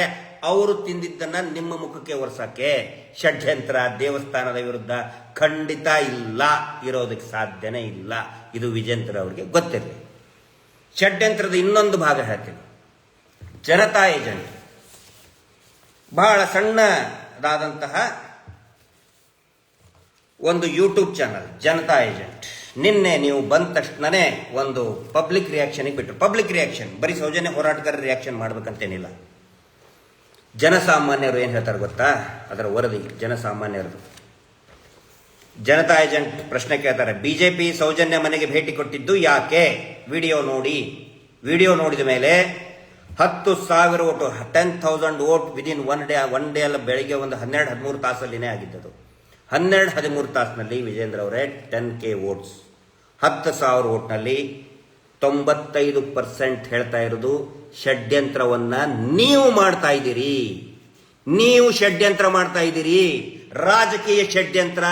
ಅಪರಾಧಿಗಳನ್ನ ಉಳಿಸ್ಕೊಳ್ಳೋದಕ್ಕೆ ನೀವು ರಾಜಕೀಯ ಷಡ್ಯಂತ್ರ ಮಾಡ್ತಾ ಇದ್ದೀರಿ. ಬಿಜೆಪಿಯವರು ಷಡ್ಯಂತ್ರ ಮಾಡ್ತಾ ಇದ್ದಾರೆ ಅಂತೇಳಿ ಜನರಲ್ ಪಬ್ಲಿಕ್ ಕಾಮನ್ ಮ್ಯಾನ್, ಈ ರಾಜ್ಯದ ಜನಸಾಮಾನ್ಯ ಉತ್ತರಿಸ್ತಾ ಇದ್ದಾನೆ. ಷಡ್ಯಂತ್ರ ನೀವು ಹೋಗಿರೋದೇ ನಾಟಕ, ಡ್ರಾಮಾ. ವಿಜೇಂದ್ರ ಅವರೇ, ಜನತಾ ಏಜೆಂಟ್ ವರದಿ. ಈತ ಅನೇಕ ಯೂಟ್ಯೂಬ್ಗಳು ಸರ್ವೆ ಮಾಡ್ತಾ ಇದ್ದಾರೆ. ಕಡಬದಲ್ಲಿ ಮೊನ್ನೆ ಚುನಾವಣೆ ಆಯಿತು, ಬೈ ಎಲೆಕ್ಷನ್ ಅಲ್ಲಿ ಬಿಜೆಪಿಯ ಮಹಿಳಾ ಅಭ್ಯರ್ಥಿಗೆ 0 ವೋಟ್, 0, ಬಿಗ್ 0. ಒಂದೇ ಒಂದು ವೋಟ್ ಇಲ್ಲ. ಕಡಬ, ದಕ್ಷಿಣ ಕನ್ನಡ ಜಿಲ್ಲೆ ಕಡಬದಲ್ಲಿ ಬಿಗ್ 0. ಇನ್ನು ಮುಂದೇನು ಕೂಡ ಇದೇ ರೀತಿ ನೀವು ಅತ್ಯಾಚಾರಿಗಳನ್ನ ಬೆಂಬಲಿಸ್ತಾ ಹಿಂದೂ ಧರ್ಮಕ್ಕೆ ಅಪಮಾನ ಅಂತ ಹೇಳಿ ಏನಾದರೂ ಡ್ರಾಮಾ ಮಾಡಿದ್ರೆ 0, ಬಿಗ್ 0. ಬಡ್ಡಿ ದಂಧೆಯಿಂದ ಬೇಸತ್ತು ಎಲ್ಲರೂ ಕೂಡ ಕಾಂಗ್ರೆಸ್ಸಿಗೆ, ಸಿದ್ದರಾಮಯ್ಯನವರಿಗೆ ಶಿಫ್ಟ್ ಆಗಿ ಆಯಿತು. ದುಡಿಯುವ ವರ್ಗ ನಿಮ್ಮ ಜೊತೆಗಿಲ್ಲ, ಹಿಂದುಳಿದ ವರ್ಗದವರು ನಿಮ್ಮ ಜೊತೆಗಿಲ್ಲ, ದಲಿತರು ಇಲ್ಲವೇ ಇಲ್ಲ, ಮುಸ್ಲಿಮರು ಕೇಳಲೇಬೇಡಿ. ಒಕ್ಕಲಿಗರು, ಸೌಜನ್ಯ ಒಕ್ಕಲಿಗರು. ಆರ್ ಅಶೋಕ್ ಮುಖ ನೋಡಿದ್ರೆ ಯಾವ್ದದು ಉತ್ತರಳ್ಳಿ ಟೋಲ್ ಗೇಟ್ ದಾಟಿದ್ರೆ ಆರ್ ಅಶೋಕಿಗೆ 1 ವೋಟ್ ಬಿಡಲ್ಲ. ಉತ್ತರಳ್ಳಿಯಲ್ಲಿ ವೋಟ್ ಬೀಳುವುದೇ ಪ್ರಾಮಾಣಿಕ ಕಾರ್ಯಕರ್ತರಿಂದ. ಮೋದಿಜಿಯವ್ರ ಮುಖ ನೋಡಿ, ಹಿಂದೆ ವಾಜಪೇಯಿ ಅವ್ರ ಮುಖ ನೋಡಿ ವೋಟ್ ಹಾಕ್ತಾ ಇದ್ರು. ಆರ್ ಅಶೋಕ್ ಮುಖ ನೋಡಿ ಯಾರು ವೋಟ್ ಹಾಕಿಲ್ಲ. ಒಕ್ಕಲಿಗರಿಗೆ ಯಾರ ನಾಯಕರಿಗೆ 1 ವೋಟ್ ಬಿಡಲ್ಲ ಅವ್ರ ಮುಖ ನೋಡಿದ್ರೆ. ಎಲ್ಲಿದೆ ನಿಮಗೆ? ನೀವು ಇದೇ ರೀತಿ ಹೋಗಿ ಅತ್ಯಾಚಾರಿಗಳ ಬೆಂಬಲಕ್ಕೆ ನಿಂತ್ಕೊಂಡು ಹೈ ಡ್ರಾಮಾ ಮಾಡಿದ್ರೆ, ಹಿಂದೂ ದೇವಸ್ಥಾನಕ್ಕೆ ಅಪಮಾನ ಆಡಿದ್ರೆ ನಿಮ್ಮಂಥ ಮೂರ್ಖರು ಯಾರಿಲ್ಲ. ಯಾಕಂತ ಹೇಳಿದ್ರೆ ಜನರುಗಳು ತುಂಬಾ ಜಾಣರಿದ್ದಾರೆ. ಈ ರಾಜ್ಯದ ಜನ ನಿಮ್ಮ ಈ ಆರ್ ಅಶೋಕ್ ಬೊಗಳೆ ಬಿಡ್ತಾ ಇದಾರಲ್ಲ, ರೇಷನ್ ಅಂಗಡಿ ಹೆಗ್ಗಣದ ತರ ತಿಂದು ಉಪ್ಕೊಂಡಿದ್ದಾರೆ. ಹಂಗೆ ಅವರ ಮಾತನ್ನ ಕೇಳೋದಕ್ಕೆ ಯಾವನೂ ರೆಡಿ ಇಲ್ಲ. ಸೌಜನ್ಯಾಳಿಗೆ ನ್ಯಾಯ ಸಿಗಬೇಕು. ಧರ್ಮಸ್ಥಳದಲ್ಲಿ ಅತ್ಯಾಚಾರ ಆಗಿ ಕೊಲೆ ಆದಂತ ಪ್ರತಿಯೊಬ್ಬರಿಗೂ ನ್ಯಾಯ ಸಿಗಬೇಕು ಅಂತ ಹೇಳಿ ಇಡೀ ರಾಜ್ಯ, ದೇಶ ಇವತ್ತು ಕಾಯ್ತಾ ಇದೆ. ಡ್ರಾಮಾ ಮಾಡಿ ನಿಮ್ಮನ್ನ ಖೆಡ್ಡ ತಳ್ತಾ ಇದ್ದಾರೆ. ನಿಮ್ಮ ಮೇಲೆ ಒಂದು ಕನ್ಸರ್ನ್ ಇಟ್ಕೊಂಡು ಹೇಳ್ತಾ ಇದ್ದೀನಿ, ದಯವಿಟ್ಟು ಈ ಖೆಡ್ಡದಿಂದ ಹೊರಗಡೆ ಬನ್ನಿ. ವಿನಾಕಾರಣ ಸರ್ಕಾರದ ಮೇಲೆ ನಾವು ಬೆಂಬಲಿಗರಲ್ಲ. ಪ್ರಿಯಾಂಕಾ ಖರ್ಗೆ ಅವ್ರು ಹೇಳಿ ಕರೆಕ್ಟ್ ಇದೆ. ನಾವು ಬೆಳೆದಿದ್ದು ಯಡಿಯೂರಪ್ಪನವ್ರ ಗರಡಿಯಲ್ಲಿ ಸಂಘದ ಶಿಕ್ಷಣವನ್ನು ಪಡೆದಂಥವ್ರು ನಾವು. ಮಹೇಶ್ ಶೆಟ್ರು, ನಮ್ಮ ತಮ್ಮಣ್ಣ ಶೆಟ್ರು, ಎಲ್ಲರೂ, ಆಮನಂತರ ಯಾರು ಪ್ರಸನ್ನ ರವಿ ಅವರು, ಶೈಲಜಾ ಶೆಟ್ಟಿ ಅವರು, ಎಲ್ಲರೂ ಕೂಡ ಇಡೀ ಟೀಮೇ ಸಂಘದ ಗರಡಿಯಲ್ಲಿ ಬೆಳೆದಂಥವ್ರು. ನಾನು ಮದುವೆ ಆಗಿದ್ದು ಸ್ವಲ್ಪ ವಿವರವಾಗಿ ಹೇಳ್ತೇನೆ. ನನ್ನ ಮದುವೆ ಎಲ್ಲಿ ಆಗಬೇಕು ಅಂತ ತೀರ್ಮಾನ ಆಗಿದ್ದೆ ನಿಮ್ಮ ಮನೆಯಲ್ಲಿ ವಿಜೇಂದ್ರ ಅವರೇ. ಯಡಿಯೂರಪ್ಪನವರೇ ಹೇಳಿದ್ದಾರೆ. ಯಡಿಯೂರಪ್ಪನವ್ರು ಅವಾಗ ಬೆಳಿಗ್ಗೆ ಬಂದಿದ್ದೆ, ಶೋಭಾ ಮೇಡಮ್ ಕೂಡ ಇದ್ರು. ಎಲ್ಲಿ ಏನಪ್ಪ ಮದುವೆ ಅಂತ ಎಲ್ಲಿ ಅಂದ್ಕೊಳ್ಳಿ, ಅವಾಗ ತೀರ್ಮಾನ ಮಾಡಿ ಸರ್ ಧರ್ಮಸ್ಥಳ, ಆಯ್ತು ಧರ್ಮಸ್ಥಳದಲ್ಲೇ ಆಗು ಅಂತೇಳಿ ನೆಕ್ಸ್ಟ್ ಕಾಲ್ ತಗೊಂಡು, ಸ್ವಾಮಿ ಹಚ್ಚು ಫೋನು ಧರ್ಮಸ್ಥಳಕ್ಕೆ, ವೀರೇಂದ್ರ ಹೆಗಡೆ ಅವ್ರ ಫೋನ್ ಹಚ್ಚು, ಗಿರೀಶ್ ಅಲ್ಲೇ ಮದುವೆ ಆಗ್ತಾನೆ ಅಂತೇಳಿ ಯಡಿಯೂರಪ್ಪನವ್ರು ಹೇಳಿದ್ದು. ಧರ್ಮಸ್ಥಳದಲ್ಲಿ ಅಷ್ಟು ಭಕ್ತಿ ನಮಗೆ ಧರ್ಮಸ್ಥಳ ಅಂದ್ರೆ. ಆವಾಗ ವೀರೇಂದ್ರ ಹೆಗಡೆ ಅವ್ರ ಬಗ್ಗೆ ಅಷ್ಟೊಂದು ಭಕ್ತಿ. ನಾಳೆ ಫೋಟೋನು, ನನ್ನ ಮದುವೆ ಫೋಟೋನು ಕೂಡ ನಾಳೆ ನಾವು ಮತ್ತೆ ಸಮೀರ್ ವಿಸಿಟ್ ಮಾಡಿದ್ದು ಧರ್ಮಸ್ಥಳಕ್ಕೆ 3 ವರ್ಷದ ಹಿಂದೆ. ಆನಂತರ ಮಹೇಶ್ ಶೆಟ್ರು ಎಷ್ಟು ಭಕ್ತಿಯಿಂದ ನಡ್ಕೋತಾ ಇದ್ರು ವೀರೇಂದ್ರ ಹೆಗಡೆ ಅವ್ರ ಬಗ್ಗೆ, ಎಲ್ಲವನ್ನು ಕೂಡ ರಿಲೀಸ್ ಮಾಡ್ತೀವಿ. ಯಾವ ಷಡ್ಯಂತ್ರ ಇಲ್ಲಿ? ಯಾವಾಗ ಆಳಕ್ಕೆ ಹೋಗಿ ನಾವು ಸ್ಟಡಿ ಮಾಡ್ತೀವಿ ಅವಾಗಲೇ ಗೊತ್ತಾಗೋದು ಇವರು ಎಂಥ ಕಟುಕರು, ನೀಚರು, ಕೊಲೆಗಡಕರು, ಅತ್ಯಾಚಾರಿಗಳು, ಭೂಬಾಕರು, ಹೆಣ್ಣು ಬಾಕರು. ಅವಾಗ ಗೊತ್ತಾದ ಮೇಲೆ ಹೋರಾಟಕ್ಕೆ ನಾನು ಹೇಳಿದ್ದು. ಗೊತ್ತಿರಲಿ ವಿಜೇಂದ್ರ ಅವರು, ಯಾವ ಷಡ್ಯಂತ್ರನೂ ಕೂಡ ದೇವಸ್ಥಾನದ ವಿರುದ್ಧ ಯಾವುದೇ ಷಡ್ಯಂತ್ರ ಕೂಡ ಇಲ್ಲ. ನಮ್ಮ ದೃಷ್ಟಿ ಇರೋದು ಈ ಅತ್ಯಾಚಾರಿ ಕೊಲೆಗಡಕರಿಗೆ ಶಿಕ್ಷೆ ಆಗಬೇಕು ಅನ್ನೋದಿಷ್ಟೇ ನಿಮಗೆ ಗೊತ್ತಿರಲಿ. ಕೊನೆಯದಾಗಿ ಬರ್ತಾ ಇನ್ನೊಂದು, ನಿನ್ನೆ ನೀವು ದೊಡ್ಡದಾಗಿ ಮಾಡಿದಿರಿ, ನೀವು ಮಾಡಿ ಒಂದು ತಾಸಿಗೆ ನಿಮಗೆ ತಿರುಗಿ ಬಿದ್ನಲ್ರಿ ಅವನು ಕೇಶವ ಬೆಳಲ್ಲನವನು, ಈ ನಕಲಿ ದೇವಮಾನವನೇ ವಕ್ತಾರ. BJPಯವರು ಸ್ಕ್ರಿಪ್ಟ್ ಬರಿತಾ ಇದ್ದಾರೆ ಅಂತ ಹೇಳಿದ್ನಲ್ರಿ. ನಿಮ್ಮ ಮೇಲೆ ತಿರುಗಿ ಬಿದ್ನಲ್ಲ, ನೀವು ಕುಸುಮಾವತಿ ಅವ್ರ ಮನೆಗೆ ಹೋದ ತಕ್ಷಣ ನಿಮ್ಮ ವಿರುದ್ಧ ಎಲ್ಲರೂ ಧರ್ಮಸ್ಥಳ ಈ ನಕಲಿ ದೇವಮಾನವನ ಇಡೀ ಗ್ಯಾಂಗ್ ನಿಮಗೆ ಬೈತಾ ಇದೆ. ಇದರಿಂದ ಅರ್ಥ ಮಾಡ್ಕೋಬೇಕು, ಇವರು ಎಂಥ ಅವಕಾಶವಾದಿಗಳವರು. ತಮಗೆ ಬೇಕಂಗೆ ಎಲ್ಲರನ್ನು ಉಪಯೋಗಿಸ್ತಾ ಬಂದರು. ಎಲ್ಲರನ್ನು ಕೂಡ ನಮ್ಮಲ್ಲಿನೇ ಹೊಡೆದಾಡಕ್ಕೆ ಬಿಟ್ರು.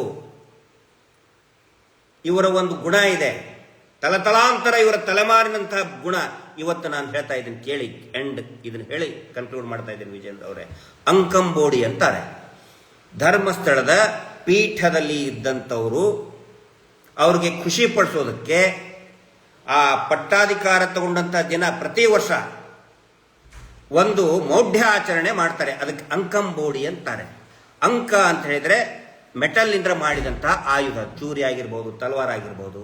ಅಂಬೋಡಿ ಅಂತ ಹೇಳಿದ್ರೆ ಉದ್ದನೆ ಬಿದಿರು. ಈ ದಲಿತರು, ಆದಿವಾಸಿಗಳು, ಹಿಂದುಳಿದ ವರ್ಗದ ಜನಗಳು ಏನ್ ಮಾಡ್ತಾರೆ, ಅವತ್ತಿನ ದಿನ ಇವ್ರನ್ನ ಪಲ್ಲಕ್ಕಿಯಲ್ಲಿ ಹೊತ್ಕೊಂಡು ಬರ್ತಾರೆ. ಧರ್ಮಾಧಿಕಾರಿ ಆಗಿದ್ದಂಥವ್ರನ್ನ ಪಲ್ಲಕ್ಕಿಯಲ್ಲಿ ಹೊತ್ಕೊಂಡು ಬಂದು ಮೇಲೆ ಕುಂದಿರ್ತಾರೆ. ಅವ್ರನ್ನ ಕುಂದಿರಿಸಿ ಈ ಆದಿವಾಸಿಗಳು, ಗಿರಿಜನರು, ಹರಿಜನರು, ಹಿಂದುಳಿದ ವರ್ಗದವರು, ಜನಾಂಗಗಳು ಇರ್ತಾವ್ರಲ್ಲ, ಪಾಪ ಅವರು ಉದ್ದುದ್ದನೆಯ ತಲವಾರನ್ನ ತೆಗೆದುಕೊಂಡು ಬಿದಿರನ್ನ ತಗೊಂಡುಕೊಂಡು ಅವ್ರವ್ರ ಒಳಗಡೆನೆ ಹೊಡೆದಾಡ್ಕೊಳ್ತಾರೆ. ಸಿಕ್ಕಾಪಟ್ಟೆ ಹೊಡೆದಾಡ್ಕೊಳ್ತಾ ಇರ್ತಾರೆ. ಅವ್ರು ಹೊಡೆದಾಡ್ಕೊಂಡು ರಕ್ತ ಎಲ್ಲಾ ಸುರಿತಾ ಇರ್ತದೆ. ಆ ರಕ್ತವನ್ನ ನೋಡಿ ಈ ಧರ್ಮಾಧಿಕಾರಿ ನಗಬೇಕು, ಖುಷಿ ಪಡಬೇಕು. ಖುಷಿ ಪಟ್ಟ ಮೇಲೆ ಅದು ಸ್ಟಾಪ್ ಆಗುತ್ತೆ. ಇದಕ್ಕೆ ಅಂಕಂಬೋಡಿ ಅಂತ ಹೇಳಿ. ಸೌಜನ್ಯ ಹೋರಾಟ ಪ್ರಾರಂಭ ಆದ್ಮೇಲೆ ಹೆದರ್ಕೊಂಡು ಸುಮ್ಮನೆ ಆಗಿದ್ದವರು. ಈ ಒಂದು ಮೌಢ್ಯ ಆಚರಣೆ ಅಂದ್ರೆ ನಮ್ಮಲ್ಲಿನೇ ಜಗಳಾಡೋದಕ್ಕೆ ಹಚ್ಚಿ, ಹೊಡೆದಾಡೋದಕ್ಕೆ ಹಚ್ಚಿ, ಕಚ್ಚಾಡೋದಕ್ಕೆ ಹಚ್ಚಿ, ಅದನ್ನು ನೋಡಿ ನಗತಾ ಇದ್ದಂತೂ ಒಂದು ಸಂಪ್ರದಾಯವೇ ಆಗಿತ್ತು ಧರ್ಮಸ್ಥಳದಲ್ಲಿ. ಅಂಕಂಬೋಡಿ ಅಂತ ಕರೀತಾರೆ ಅದಕ್ಕೆ. ಇದು ಅವರ ಜೀನ್ಸ್ ಅಲ್ಲೇ ಬಂದ್ಬಿಟ್ಟಿದೆ. ನಿಮ್ಮನ್ನ ಈಗ ನೋಡಿ, ಬಿಜೆಪಿ ಕಾಂಗ್ರೆಸ್ ಹೊಡೆದಾಡಕ್ಕೆ ಹಚ್ಚಿದ್ರು, ಬಿಜೆಪಿ ಒಳಗಡೆ ಹೊಡೆದಾಟ ಹತ್ತು. ಆ ನಂತರ ಒಂದೊಂದು ಜಾತಿಯಲ್ಲಿನೇ ಜಗಳ ಹಚ್ಚಿದ್ರು. ಅವ್ರನ್ನ ಮಾತ್ರ ನೀನು ಅವ್ರು ಬರ್ಬೇಕಾಗಿತ್ತಲ್ಲಪ್ಪ, ನೀವು ಅವ್ರ ರಕ್ಷಣೆಗೆ ಬಂದವರು, ಅವ್ರ ಕುಟುಂಬದವ್ರು ಯಾರಾದ್ರೂ ಒಬ್ರು ಬಂದ್ರ ವೇದಿಕೆಯಲ್ಲಿ, ಒಬ್ರು ಯಾರಾದ್ರೂ ಬರ್ಬೇಕಾಗಿತ್ತು. ಇಲ್ಲ, ನಮ್ಮಲ್ಲಿನೇ ಜಗಳ ಹಚ್ಚೋದು. ಅಂಕಂಬೋಡಿ, ನಾವೇ ಹೊಡೆದಾಡಬೇಕು. ಆ ಅಂಕಂಬೋಡಿಯಲ್ಲಿ ಏನಾಗ್ತಿತ್ತು ಅಂತ ಹೇಳಿದ್ರೆ, ಹೊಡೆದಾಡಬೇಕು, ರಕ್ತ ಎಲ್ಲ ಸುರಿದು ಇವರು ನಕ್ಕ ಮೇಲೆ ಅದು ಸುಮ್ಮನಾಗ್ತಾ ಇತ್ತು. ಆಮೇಲೆ ಇವರು ಮೇಲಿಂದ ಈ ದೇವಸ್ಥಾನದ ಹುಂಡಿಗೆ ರಾಶಿ ಚಿಲ್ಲರೆ ದುಡ್ಡು ಬೀಳ್ತದಲ್ಲ, ಅದನ್ನ ಇವ್ರು ಹಿಂಗೆ ಬೀಸಾಕೋದು. ಹಿಂಗೆ ಬೀಸಾಕಿದ ಮೇಲೆ ಆ ಹೊಡೆದಾಡ್ಕೊಂಡು ರಕ್ತ ಬರೋರು ಅದನ್ನು ಹಿಡ್ಕೊಂಡು ಆಯ್ಕೊಂಡು ಹೋಗೋದು, ಇವ್ರಿಗೆ ಜೈಕಾರ ಹೇಳಿ. ಇದು ಪದ್ಧತಿ ಇತ್ತು. ವಿಜೇಂದ್ರ ಅವರೇ, ಜಮೀನ್ದಾರ ಪದ್ಧತಿ, ದಬ್ಬಾಳಿಕೆ ಸುಮಾರು ನಾವು ಕೇಳಿದ್ದೀವಿ. ಜ್ವಲಂತವಾದಂಥ ಉದಾಹರಣೆ. ಇದರ ವಿರುದ್ಧ ನೀವು ಮಾತಾಡಬೇಕಾಗಿತ್ತು. ನಿಜವಾದ ರಾಜಕೀಯ ಮುತ್ಸದಿ ಇರೋದು, ಜನನಾಯಕ ಇರೋದು, ಜನರ ಪರವಾಗಿ ಮಾತಾಡ್ತಾರೆ. ಯಾಕೆ ಇವತ್ತು ಸಿದ್ದರಾಮಯ್ಯನವರ ಪರವಾಗಿ ಅನೇಕ ಬಿಜೆಪಿ ಕಾರ್ಯಕರ್ತರು ಹೋದ್ರು. ಈ ಬಜರಂಗ ದಳದಲ್ಲಿ ಇದ್ದವರು, ಯಾಕಂದ್ರೆ ಎಲ್ಲಾ ಬಜರಂಗ ದಳದಲ್ಲಿ ಇದ್ದವರು ಹಿಂದುಳಿದ ವರ್ಗದವರು, ದಲಿತ ಸಮುದಾಯದವರು, ಗಿರಿಜನರು. ನೀವು ಮಾಡ್ತಾ ಇರುವಂತ, ನೀವು ಅಂತ ಹೇಳಿದ್ರೆ ಪರ್ಟಿಕ್ಯುಲರ್ ನಿಮ್ಗನ್ನ ಇಷ್ಟೇ ನಾನು ಹೇಳ್ತಾ ಇಲ್ಲ, ಇಡೀ ಬಿಜೆಪಿ ನಾಯಕರು ಮಾಡ್ತಾ ಇರುವಂತ ಢೋಂಗಿತನಕ್ಕೆ ಬೇಸತ್ತು ಎಲ್ಲರೂ ಕೂಡ ಸಿದ್ದರಾಮಯ್ಯನವ್ರ ಪರವಾಗಿ ಇವತ್ತು ಹೋಗ್ತಾ ಇದ್ದಾರೆ. ನಾವು ಸಿದ್ದರಾಮಯ್ಯನವರ ಮುಂಚಿಂದ್ರೆ ನಾನೇನು ಕಾಂಗ್ರೆಸ್ಮನ್ ಅಲ್ಲ. ಆದರೆ ಎಂಥ ಪರಿಸ್ಥಿತಿ ಬಂದಿದೆ ಅಂತ ಹೇಳಿದ್ರೆ, ಇವತ್ತು ಸಿದ್ದರಾಮಯ್ಯನವ್ರನ್ನ ನಾವೇ ಮೆಚ್ಕೊಳ್ಳುವಂಥ ಪರಿಸ್ಥಿತಿ ಬಂದಿದೆ. ಯಾಕಂದ್ರೆ ಅವರು ತಗೊಳ್ತಾ ಇರುವಂಥ ಒಂದೊಂದು ನಿರ್ಣಯನೂ ಕೂಡ ಜನರ ಸಾಮಾನ್ಯರ ಪರವಾದಂತಹ ನಿರ್ಣಯಗಳು ತಗೊಳ್ತಾ ಇದ್ದಾರೆ. ಕೈ ಜೋಡಿಸಿ ಅವ್ರ ಜೊತೆಗೆ, ಈ ಪ್ರಕರಣದಲ್ಲಿ ಕೈ ಜೋಡಿಸಿ ಹೋಗಿ ಸಿದ್ದರಾಮಯ್ಯನವ್ರ ಚೇಂಬರಿಗೆ ಹೋಗಿ ಕೇಳಿ. ರಿಪೋರ್ಟ್ ಇದ್ದಿದ್ದನ್ನ ಇನ್ವೆಸ್ಟಿಗೇಷನ್ ಮಾಡಲಿ ಅಂತ ಹೇಳಿ. ಆನೆ ಮಾವುತನ ಕೇಸು, CBI ಇದ್ದಿದ್ದನ್ನ CBI ಅಮಿತ್ ಶಾ ಅವರ ಹತ್ರ ಹೋಗಿ ಚಾಲನೆ ಒಳಗೆ ತಗೊಂಡು ಬನ್ನಿ. ದಯವಿಟ್ಟು ಅಷ್ಟು ಮಾಡಿ. ನಿನ್ನೆ ಆಗಿದ್ದೇನು, ಕೋಟ್ಯಾಂತರ ರೂಪಾಯಿ ತರಿಸಿ ಸುರಿದು ನಮ್ಮನ್ನು ಬಯಸಬೇಕು, ಷಡ್ಯಂತ್ರ ಅಂತ ಹೇಳಬೇಕು. ಕೊನೆಗಾಗಿದ್ದೇನು, ಸೌಜನ್ಯ ಮನೆಗೆ ಹೋದ್ರಿ, ಇಡೀ ದೇಶದ ರಾಜ್ಯದ ಜನ ನಿಮ್ಮನ್ನೇ ಟೀಕೆ ಮಾಡುವಂಥ ಪರಿಸ್ಥಿತಿ ಬಂತು. ಯಾಕಂತ ಹೇಳಿದರೆ ಅದು ಧರ್ಮಸ್ಥಳ, ಶ್ರೀ ಕ್ಷೇತ್ರ ಧರ್ಮಸ್ಥಳ, ಮಂಜುನಾಥ ಸ್ವಾಮಿ, ಅಣ್ಣಪ್ಪಯ್ಯ ಸ್ವಾಮಿ ಇದ್ದಂಥ ಸ್ಥಳ, ಅವರ ಆಶೀರ್ವಾದದಿಂದ ಅವರ ಕ್ಷೇತ್ರ ಇರುವಂಥ ಸ್ಥಳ ಬೆಂಕಿ. ವಿಜೇಂದ್ರ ಅವರೇ, ಅದು ಬೆಂಕಿ. ಅಲ್ಲಿ ರಾಜಕೀಯದ ಡ್ರಾಮಾ ನಡೆಯಲ್ಲ. ದೇವೇಗೌಡರಿಗೇನು ಅವ್ರಿಗೇನು ಗೊತ್ತಿಲ್ವಾ? ಅವ್ರು ಬರ್ಬೋದಾಗಿತ್ತಲ್ಲ. ಸಿದ್ದರಾಮಯ್ಯನವರು ಯಾಕೆ ಅಂದರೆ ತನಿಖೆ ಆಗಲಿ ಅಂತ ಹೇಳಿದರು? ಅವ್ರಿಗೇನು ಗೌರವ ಇಲ್ವಾ? ಯಡಿಯೂರಪ್ಪನವ್ರ ಗೌರವ ಇಲ್ವಾ? ಎಲ್ಲರಿಗೂ ಗೌರವ ಇದೆ. ಅಷ್ಟೇ ಅಲ್ಲ, ಅದರ ಶಕ್ತಿ, ಕ್ಷೇತ್ರದ ಮಹಿಮೆ ಎಲ್ಲ ಪ್ರಬುದ್ಧ ರಾಜಕೀಯ ನಾಯಕರುಗಳಿಗೆ ಇದೆ. ಶಕ್ತಿಯದು ಧರ್ಮಸ್ಥಳಕ್ಕೆ ಬರುವುದು, ಆಣೆ ಪ್ರಮಾಣ ಮಾಡೋದಕ್ಕೆ ಬರ್ತಾರೆ ಹೊರತು ರಾಜಕೀಯ ನಾಯಕರು ದಂಡು ಕಡ್ಕೊಂಡು ಅಲ್ಲಿ ಜೈಕಾರ ಘೋಷಣೆ ಕೂಗಿದಿರಿ ನಿನ್ನೆ. ಇದು ನಿಮ್ಮಂತ ಅವಿವೇಕಿಗಳು ಯಾರು ಇಲ್ಲ. ನೀವು ಅಂತ ಹೇಳಿದ್ರೆ ವಿಜೇಂದ್ರ ಅವ್ರಿಗೆ ಇಷ್ಟೇ ನಾನು ಹೇಳ್ತಾ ಇದ್ದಲ್ಲ, ರಾಜಕೀಯ ಘೋಷಣೆ ಕೂಗ್ತಾ ಇದ್ರಲ್ಲ ಅವ್ರಿಗೆ ಹೇಳ್ತಾ ಇದ್ದೀನಿ ನಾನು. ರಾಜಕೀಯ ನಾಯಕರಿಗೆ ಜಯವಾಗಲಿ. ಮಂಜುನಾಥ ಸ್ವಾಮಿಯ ಕ್ಷೇತ್ರಕ್ಕೆ ಬಂದು, ಅತ್ಯಂತ ಪವಿತ್ರ ಕ್ಷೇತ್ರಕ್ಕೆ ಬಂದು ರಾಜಕೀಯ ನಾಯಕರಿಗೆ ಒಂದು ಜೈಕಾರ ಹಾಕಿ ಅತ್ಯಾಚಾರಿಗಳ ರಕ್ಷಣೆಗೆ ಮಾಡ್ತಾ ಇದ್ದಾರಲ್ಲ. ಇವ್ರು ಏನ್ ಹೇಳ್ತಾ ಇದ್ರು? ಅಟ್ಲೀಸ್ಟ್ ಅದನ್ನಾದ್ರೂ ಯೋಚನೆ ಮಾಡ್ಬೇಕಾಗಿದ್ದು. ಇವ್ರು ಹೇಳ್ತಾರೆ ಏನೋ ಒಂದು ಥೇರಿ ಕ್ರಿಯೇಟ್ ಮಾಡಿಬಿಟ್ಟಿದ್ದಾರೆ. ಈಗ ಧರ್ಮಸ್ಥಳಕ್ಕೆ ಎದಕ್ಕೆ ಬರ್ತಾರೆ ಅಂತ ಅಂದ್ರೆ ಮೋಕ್ಷ ಸಿಗುತ್ತೆ, ಧರ್ಮಸ್ಥಳ ಬಂದು ಸತ್ ಬಿಟ್ರೆ ಮೋಕ್ಷ ಸಿಗುತ್ತೆ ಅಂತ ಹೇಳಿ. ವಿಜೇಂದ್ರ ಅವರೇ, ದಾಖಲೆ ಕೊಡ್ತೀನಿ, ತೋರ್ಸಾಗಿದೆ, ಟಿವಿ ಚಾನಲ್ ಅಲ್ಲಿ ಬಂದಾಗಿದೆ, ಎಲ್ಲಾ ಕಡೆನೂ ನಾವು ಕೊಟ್ಟಿದ್ವಿ. 10 ವರ್ಷದ ಹುಡುಗಿಯ ಶವ ಇದೆ, 15 ವರ್ಷದ ಹುಡುಗಿಯ ಶವ ಇದೆ. 10 ವರ್ಷದ ಹುಡುಗಿ ಮೋಕ್ಷ ಸಿಗಲಿ ಅಂತ ಬಂದು ಸಾಯ್ತಾಳ? ಉತ್ತರ ಕೊಡ್ರಪ್ಪ ಯಾರಾದ್ರು. ಹುಡುಗಿಯರ ವಯಸ್ಸು ಎಷ್ಟು? 10 ವರ್ಷದ ಹುಡುಗಿ. ರೆಕಾರ್ಡ್ ಆನ್ ರೆಕಾರ್ಡ್ ಇದೆ. ಅವತ್ತಿಂದನೇ ದಫನ್ ಮಾಡಿದ್ದಾರೆ. 10 ವರ್ಷದ ಹುಡುಗಿ, 15 ವರ್ಷದ ಹುಡುಗಿ, 20 ವರ್ಷದ ಹುಡುಗಿ ಮೋಕ್ಷ ಸಿಗುತ್ತೆ ಅಂತ ಬಂದ್ಸತ್ರ. 20 ವರ್ಷದ ಹುಡುಗಿ, 10-12 ವರ್ಷದ ಪ್ರಾಯದ ಹುಡುಗಿ. ಏನ್ ಮಾತಾಡ್ತಾ ಇದ್ದಾರೆ ಇವರು? ಕೇಳಕ್ಕಾಗಲ್ವ ನಿಮಗೆ ಇದನ್ನ? ಬರೀ ಒಂದು ಸುಳ್ಳು ತೇರಿ ಸುಳ್ಳು ಹೇಳಿ ಆ ಒಂದಿಷ್ಟು ಚಾನೆಲ್ಗಳ ಮುಂದೆ ಬೊಗಳಿಸಿ. ವಿಜೇಂದ್ರ ಅವರೇ, ದಯವಿಟ್ಟು ಅಧ್ಯಯನ ಮಾಡಿ. ನೀವು ಕರೆದ್ರೆ ನಾವು ಮಹೇಶ್ ಶೆಟ್ಟಿ ತಿಮ್ಮರೋಡಿ ಇಡೀ ನಮ್ಮ ಹೋರಾಟ ಸಮಿತಿಯವರು ಬಂದೇ ಬರ್ತೀವಿ. ಕಾಂಪ್ರಮೈಸ್ ಆಗೋದಕ್ಕಲ್ಲ, ಇವ್ರನ್ನ ಶಿಕ್ಷೆಗೆ ಒಳಪಡಿಸೋದಕ್ಕೆ. ನಿನ್ನೆ ಇಷ್ಟ ದಿನ ಸರ್ಕಸ್ ಮಾಡಿದ್ರಲ್ಲ, ಕೊನೆಗೆ ಬಿದ್ದಿದ್ದು ಏಟ್ ಯಾರಿಗೆ? ಷಡ್ಯಂತ್ರ ಅಂತ ಷಡ್ಯಂತ್ರದ ಭಾಗ ಆಗಿರುವಂತ ನಿಮ್ಮ ಈ ಬೋಗಸ್ ಟೀಮಿಗೆ ಗೊತ್ತಿರಲಿ, ಇದು ಸೌಜನ್ಯ ಶಕ್ತಿ. Justice for Soujanya. ಎಲ್ಲರಿಗೂ ಕೂಡ ಸೌಜನ್ಯಳಂತೆ ಸತ್ತಂತಹ, ಅತ್ಯಾಚಾರಕ್ಕೆ ಒಳಗಾಗಿ ಅಮಾನುಷವಾಗಿ ಹತ್ಯೆ ಆದಂಥ ಎಲ್ಲರಿಗೂ ಕೂಡ ನ್ಯಾಯ ಸಿಗಲಿ. Justice for Soujanya. ನಮಸ್ತೆ.